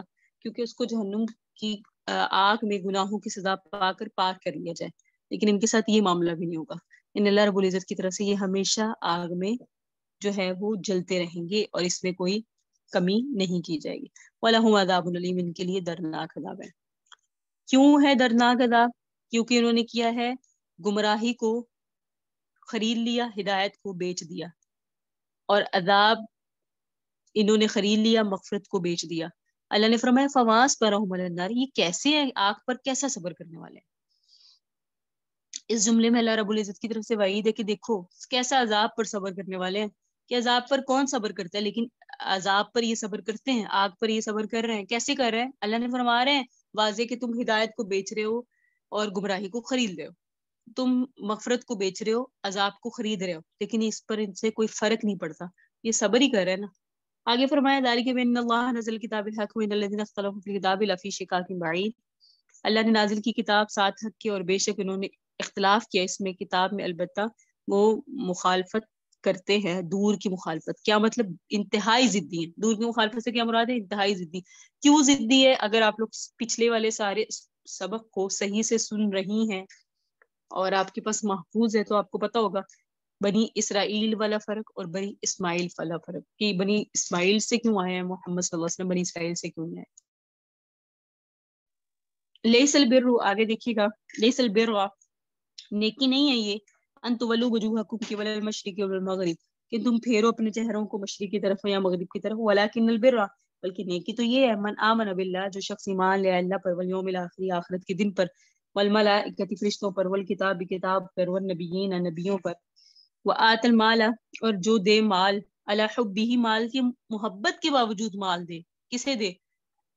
ذوی القربا، رشتہ داروں کو، والیتامى، یتیموں کو، والمساکین، مسکینوں کو، وابن السبیل، مسافروں کو، والسائلین، سوال کرنے والوں کو، وفی الرقاب، گردن کے چھڑانے میں غلاموں کو، وقام الصلاۃ، نماز قائم کریں، وآتى الزکوٰۃ، زکوٰۃ ادا کریں، والموفون بعہدہم، اور جو لوگ پورا کرنے والے ہوں اپنے وعدوں کو، اذا عاہدوا، جس وقت وہ وعدے کریں، والصابرین فی البأساء، جو صبر کرنے والے ہوں مالی تنگی میں، والضراء، بدنی تکلیف میں، وحین الباس، اور لڑائی کے وقت، اولئک الذین صدقوا، یہی وہ لوگ ہیں جو سچے ہیں، واولئک هم المتقون، یہی وہ لوگ ہیں جو متقی ہیں۔ یا ایھا الذین آمنوا، اے وہ لوگ جو ایمان لائے، کتب علیکم القصاص، تم پر قتل کا بدلہ فرض کیا گیا، یعنی قاتل سے انتقام لینا فرض کر دیا گیا، فی القتل، جب قتل کیا جائے، لیکن قصاص فرض کیا گیا، برابری فرض کر دی گئی۔ قصاص کہتے ہیں قاتل سے قتل کا بدلہ لینا، لیکن اس میں بھی برابری ضروری ہے۔ الحر بالحر، وہ کس طرح؟ آزاد کے بدلے، والعبد بالعبد، غلام غلام کے بدلے، والانثى بالانثى، عورت کے بدلے، فمن عفی له من اخیہ، اور جو کوئی قاتل اپنے جو مقتول کے ورثہ قاتل کو معاف کر دیں، تو شیئن، کچھ لے کر، تو فاتباع بالمعروف، تو پھر پیچھا کرنا ہے معروف طریقے سے، واداء الیہ باحسان، اور ادا کرنا ہے اس کی طرف سے اچھے طریقے سے، ذالک تخفیف من ربکم، یہ تخفیف ہے تمہارے رب کی طرف سے، ورحمہ، اور رحمت ہے، فمن اعتدی بعد ذالک، جو کوئی اس کے بعد بھی زیادتی کرے گا، فلہ عذاب علیم، تو اس کے لیے دردناک عذاب ہے۔ ولکم فی القصاص، تمہارے لیے قصاص میں حیات، زندگی ہے، یا اولی الالباب، اے عقل والو، لعلکم تتقون، شاید کہ تم بچ جاؤ، کتب علیکم، اور فرض کیا گیا تم پر، اذا حضر احدکم الموت، جب تم میں سے کوئی مرنے لگے، کیا فرض کیا گیا؟ ان ترک خیرا، اگر اس نے مال چھوڑا ہو، خیرا سے مراد یہاں مال ہے، الوصیہ، کہ وہ وصیت کرے، وصیت فرض کی گئی، للوالدین، والدین کے لیے، والاقربین، رشتہ داروں کے لیے، بالمعروف، یہ اچھے طریقے سے، حقا، یہ لازم ہے، علی المتقین، متقیوں پر۔ اس کی تشریح ضرور سنیے گا۔ فمن بدلہ، جو شخص بدل دے گا اس بات کو، بعد ما سمعہ، جب اس نے سن بھی لی، فانما اثمہ علی الذین، تو اس کا گناہ اس پر ہوگا جس نے اس کو بدلا، یبدلونہ، جس نے اس کو بدلا، ان اللہ سمیع علیم، بے شک اللہ سننے والے ہیں، جاننے والے۔ فمن خاف من موص، جو کوئی اندیشہ رکھے وصیت کرنے والے سے، جنفن، کہ وہ بے وفائی کرے، او اثمن، یا کوئی گناہ کرے، فاصلح بینہم، یا کسی گناہ کا پھر وہ دونوں کے لوگوں کے درمیان صلح کرا دے، فلا اثم علیہ، تو اس پر کوئی گناہ نہیں، ان اللہ، بے شک اللہ غفور ہے، رحیم ہے۔ یاد رکھیں جو پیچھے ہم نے اہل کتاب اور مشرکین کے ساتھ پچھلے رکوع کے آخر تک جو اصولی بحث پڑھی، اس میں آپ نے دیکھا کہ پہلے زیادہ تر گفتگو اہل کتاب کے متعلق چلی آ رہی تھی، اور پچھلے رکوع، یہ جو سابقہ بھی رکوع مکمل کیا، اس میں شرک اور مشرکانہ رسوم کی تردید تھی۔ اب یہاں سے آخر سورت تک اہل ایمان کو ہدایات ہے، کن کو ہے؟ اہل ایمان کو، مجھے اور آپ کو، اور ضمنی طور پہ کہیں کہیں کفار اور مشرکین کا بھی ذکر آئے گا، زیادہ تر احکام اہل ایمان کو ہیں۔ پہلی آیت ایک عنوان کے طور پر آ گئی، اس میں سارے کے سارے اصول بیان کر دیے، اور اس سے آگے احکام کی جزیات آئیں گی۔ پہلی آیت جو آپ کے سامنے پڑھی کہ مشرق اور مغرب کی طرف منہ کر لینا ہی نیکی نہیں ہے، اس کا مطلب یہ ہے کہ جب قبلے کی تحویل ہوئی تھی، آپ کو پتہ ہے قد نرا تقلبا، دوسرے پارے کے شروع میں ہی آپ نے پڑھا بیت اللہ کی قبلے کے متعلق، جب اس کی تحویل ہوئی تھی تو اہل کتاب نے اس مسئلے کو بحث کا موضوع بنا لیا تھا، ٹھیک ہے، اور جہاں بیٹھتے جدھر جاتے یہی مسئلہ زیر بحث بناتے کہ بیت المقدس کو کیوں چھوڑ دیا گیا، بیت اللہ کی طرف منہ کیوں کر لیا گیا، پہلے نبیوں کا قبلہ بیت المقدس تھا، ادھر ہی منہ کر کے نماز پڑھنی چاہیے تھی۔ تو اس مسئلے پہ انہوں نے بہت زیادہ بحثیں اٹھائی، آپ کے سامنے گزر بھی گیا نا. اب آپ جانتی ہیں کہ قبلہ کسی جانب منہ کرنا، جہت استقبال کرنا یا بذات خود کو یہ مقصد نہیں ہوتا کسی کی طرف رخ کر لینا، بلکہ یہ تو عبادت کے اندر یکسوئی پیدا کرنے کے لیے ایک ضرورت ہے، ایک ذریعہ ہے کہ نماز پڑھنی ہے، اس لیے کسی طرف منہ کرنا بھی ضروری ہے. اس کے اندر حسن اگر آیا ہے تو وہ اقامت صلاۃ کی وجہ سے آیا ہے، باقی یہ ایک ضمنی سی چیز ہے. اب اس کو اس طرح سے زیر بحث لے آئے گویا سارے دین کا مدار اس بات پر ہے. یہ حد سے تجاوز ہے نا، آؤٹ آف لمٹ ہے یہ. اب اس کو سمجھانے کے لیے یہ بات کی جا رہی ہے کہ تم اس کے پیچھے اس طرح لگ گئے ہو جیسے اللہ تعالیٰ کے ساتھ فرما برداری اور وفاداری کا معیار صرف یہی ہے کہ مشرق کی طرف منہ کر لو یا مغرب کی طرف منہ کر لو. کسی جہت کی طرف منہ کر لینا یہی ساری وفاداری ہے، دین کا مدار اسی بات پر ہے. تو اس بات کو اس طرح سے لے کر بیٹھ کے ہو جیسے اس کے علاوہ کوئی دوسرا نیکی کا کام ہی نہیں. تمہیں معلوم ہونا چاہیے نیکی کے کام تو یہ ہے، اصل اس کی طرف توجہ دینی چاہیے. ٹھیک ہے، اس میں مشرق یا مغرب کی طرف منہ کرنے کی نیکی کی نفی مقصود نہیں ہے کہ مشرق کی طرف مغرب کی طرف منہ کرنے میں نیکی نہیں ہے، بلکہ جس طرح سے انہوں نے اس کو موضوع سخن بنا لیا تھا نا اور ہر وقت اس کے پیچھے لگے رہتے تھے، ایسے معلوم ہوتا تھا جیسے اس کے علاوہ کوئی اور مسئلہ ہی نہیں ہے. تو اس کو اللہ رب العزت نے یہاں بیان کیا کہ ادھر کو منہ کیوں کر لیا، ادھر کو کیوں منہ کر لیا، ادھر کرنا چاہیے ادھر نہیں کرنا چاہیے. ان کاموں کے مقابلے میں تمہارے نزدیک ایک یہی مسئلہ بہت اہم ہے، ان کے مقابلے میں یہ کوئی اہم مسئلہ نہیں ہے اس بات کے علاوہ، تمہارے خیال میں اس بات کا کرنا بہت اہم ہے. تو یہ اللہ کی رب العزت کی طرف سے انداز ایسا اپنایا کہ لیس البر صرف نیکی یہ نہیں ہے کہ تم ادھر منہ کرو یا ادھر کرو، اور بھی نیکی کے کام ہے، اس پہ بھی تو فوکس کرو. تو اللہ رب العزت نے یہاں اس انداز میں اس بات کو واضح فرمایا کہ نیکی تو شخص کی ہے جو اللہ پر ایمان لائے. سب سے زیادہ بنیادی چیز جو ضروری ہے وہ اللہ پر ایمان لانا ہے. اس پر ایمان لانے کا مطلب آپ نے جان لیا تھا کہ اس کے وجود کو مانو کہ اللہ ہے، اس کو واحد مانو، وحدانیت کا عقیدہ رکھو، ہر قسم کی اچھی صفات جو اللہ کی طرف سے اس کی کتاب میں واضح کی گئی اس کے ساتھ اس کو موصوف جانو، ہر قسم کے نقص سے اس کو پاک جانو، اس کو وحدہ لا شریک لہ جانو. یوم آخرت پر ایمان لاؤ، یوم آخرت سے مراد مرنے کے بعد جی اٹھنے پر ایمان لاؤ. جب یہ ساری دنیا برباد ہو جائے گی اس کے بعد دوبارہ اٹھنا ہے، اللہ کے سامنے حساب کتاب ہوگا، اس کے بعد جنت و دوزخ والی زندگی شروع ہوگی، یہ یوم آخرت ہے، اس پر ایمان لاؤ. یہ ضروریات دین میں شامل ہے. اگر کوئی شخص اس میں شک کرتا ہے تو وہ کافر ہے، مومن نہیں ہے. یہ بات بنیادی قائد میں ایمان لائیں فرشتوں پر. پھر فرمایا فرشتے بھی اللہ کی مخلوق ہے، جس طرح ان کے حالات بتا دیے کہ نوری مخلوق ہے، اللہ کے فرما بردار ہے. سورہ تحریم میں ہے نا لا یعصون اللہ ما امرهم ویفعلون ما یؤمرون، اللہ کی نافرمانی نہیں کرتے، اللہ نے جو حکم دیا اس کو فوراً کرتے ہیں. تو جو کام ان کے ذمہ لگ جائے وہ کرتے ہیں. اس کائنات کے اندر اللہ تبارک و تعالیٰ کی تقدیر کے نافذ کرنے کے لیے دو کارکن ہیں. حالات، جیسے حالات ان کی قرآن اور حدیث میں واضح کر دیے اس کے مطابق فرشتوں کو مانو. پھر فرمایا کتاب کو مانو، والنبیین ان پہ جو نبیوں پہ کتابیں اتری اور جو نبی لے کر آئے ان کو مانو. تو یہ جو ہے نا درستگی کر دی کہ نیکی یہ بھی ہے. آمن باللہ والیوم الاخر والملائکہ والکتاب والنبیین. آگے مالی اور بدنی عبادات کی درستگی کا حکم فرمایا. ایک ایک لفظ کی وضاحت کر رہی ہوتی ہوں اس لیے کہ بات میں کسی طرح کا کوئی شبہ نہ رہ جائے. آگے آ گیا ہے مالی اور بدنی عبادت. عبادات دو قسم کی ہوتی ہے نا، ایک ہوتی ہے مالی اور بدنی عبادات جس میں ہمارا بدن کا زیادہ تعلق ہوتا ہے جیسے نماز، مالی عبادات جس میں ہمارا مال جاتا ہے جیسے زکوٰۃ، اور بدنی اور مالی عبادات جس میں مال بھی جاتا ہے بدن بھی جیسا حج. تو مالی عبادات میں زکوٰۃ اصولی حیثیت رکھتی ہے. پھر زکوٰۃ کے ذکر کرنے سے پہلے مال دینے جانے کا ذکر آیا، یعنی علی حبہ نفلی صدقات ہیں. یہاں مال کو دو، وآت المال علی حبہ، مال کو دو اس کی محبت کے باوجود. ہوتی ہے نا مال سے محبت، فرمایا مال سے محبت ہے، ہوتی ہے سب کو، سب کا دل کرتا ہے جوڑ کے رکھو، اس کے باوجود دو. ذوی القربہ رشتہ داروں کو، رشتہ داروں سے محتاج رشتہ دار مراد ہے کہ کوئی رشتہ دار سامنے آ گیا جو محتاج ہے، اس کے پاس اپنی ضرورت کی چیز نہیں اور تمہارے پاس مال ہے تو اس کو دے دو. اسی طرح یتیموں کو دو، مسکینوں کو، مسافروں سے بھی ضرورت مند مسافر مراد ہے، سوال کرنے والوں کو دو، گردنوں کے چھڑانے میں دو. جو شخص اپنے مال کو ان کاموں کے اندر صرف کرتا ہے یہ ہے اللہ کا وفادار.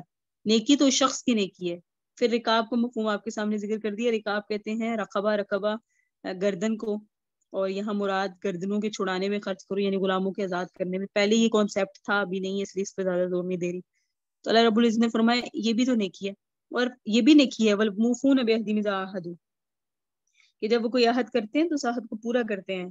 عقائد اور عبادات کا ذکر تھا، اب یہ معاملات کا ہے کہ جب کسی کے ساتھ عہد کرو آہدہ، تو اس میں دھوکہ نہ دو بلکہ اس کو پورا کرو. آگے فرمایا والصابرین فی البأساء والضراء وحین الباس. یہ اب آگے یہاں سے اخلاق کا ذکر.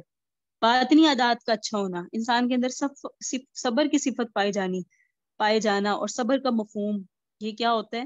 نفس پر پختگی، برداشت. جیسے پیچھے ہے نا یا ایھا الذین آمنوا استعینوا بالصبر والصلاۃ، جہاں سے ہم نے سبق شروع کیا اس میں اس کی وضاحت آ گئی تھی. نیکی سے طبیعت نہ کراہے، نیکی کی طرف انسان بڑھے، یہ بھی صبر ہے.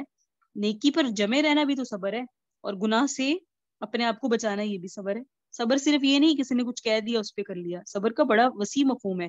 نیکی پر ہمیشہ صبر کے ساتھ نیکی کرتے رہنا صبر ہے، گناہ کے ساتھ ہمیشہ بچتے رہنا یہ صبر ہے، اپنے آپ کو برے کاموں سے بچانا صبر ہے. تو صبر کی بہت ساری خصوصیات ہیں یہاں فرمایا. اور یہاں آ گئی وَالضَّرَّاء وَحِینَ الْبَأْسِ أُولَٰئِکَ الَّذِینَ صَدَقُوا، یہ وہ لوگ ہیں جنہوں نے سچ کہا، وَأُولَٰئِکَ هُمُ الْمُتَّقُونَ، یہ لوگ سچے ہیں. پھر فرمایا گیا اب آ رہا ہے آگے مسئلہ اللہ کے ساتھ، اللہ کے راستے میں جہاد. کہ اللہ کے راستے میں اگر جہاد آ جائے نا تو اس میں بھی مستقل مزاج رہنا ہے. یہ ہے اصل وفادار لوگ. اس میں خصوصیت سے تعریف کی چونکہ صبر جامع ہے تمام نیکیوں کا، تمام نیکیوں کے لیے. اس کیفیت کے حاصل ہو جانے کے بعد ہر نیکی آسان ہوتی ہے جب کیفیت آ جاتی ہے، کیونکہ معاشیت سے بچنا آسان ہوتا ہے. جب اپنے آپ کو سنبھالنے کی عادت پڑ جاتی ہے نا تو یہ پھر انسان جو ہے سب سے اہم چیز اس میں آ گئی. کیونکہ صبر کا مفہوم اپنے آپ کو سنبھالنا ہے. اپنے نفس کو سنبھال لیا جس نے، اس کے تقاضے کے مطابق اس کو چلنے نہ دیا، تو نفس کا تقاضا ہے نیکی سے بھاگنا، گناہ کی طرف جانا، خلاف مزاج بات پیش آ جانے کے بعد شکوہ شکایت شور مچانا. تو اپنے نفس کو سنبھال کے رکھو، نیکی سے اس کو بھاگنے نہ دو، گناہ کی طرف اس کو جانے نہ دو. تکلیف آ جائے تو اس کو سنبھال کے رکھو، اس میں شکایتیں نہ کرو، چیخنا چلانا نہ کرو. تو یہ چیز چونکہ تمام نیکیوں کے لیے جامع ہے، اس کیفیت کے حاصل ہونے کے بعد بہت ساری نیکیاں آسان ہو جاتی ہیں. اس لیے خصوصیت کے ساتھ اس کی وفاداری کی تعریف کی. تو دین کے جو اہم شعبے ہیں وصولی درجے میں یہاں آ گئے. عقائد آ گئے اس آیت میں، عقائد آ گئے، عبادات آ گئی، مالی بھی، بدنی بھی، معاملات بھی آ گئے، اخلاق بھی آ گئے. اب آگے ہے یا ایھا الذین آمنوا کتب علیکم القصاص. یہاں سے انشاءاللہ ہم اپنے سبق کو پھر آغاز کریں گے کیونکہ ہمارا مکمل نہیں ہو سکے گا. یہاں سے انشاءاللہ اس کی طویل تشریح ہے اور کافی تشریح اور تفصیل ہے اس میں، تو یہیں سے اپنے سبق کا آغاز کریں گے کل کی کلاس میں. ھذا ھو المرام واللہ اعلم بحقیقۃ الکلام. سبحان ربک رب العزۃ عما یصفون وسلام علی المرسلین والحمد للہ رب العالمین. اللهم صل علی سیدنا محمد وعلی آل سیدنا محمد وبارک وسلم وصلی علیہ.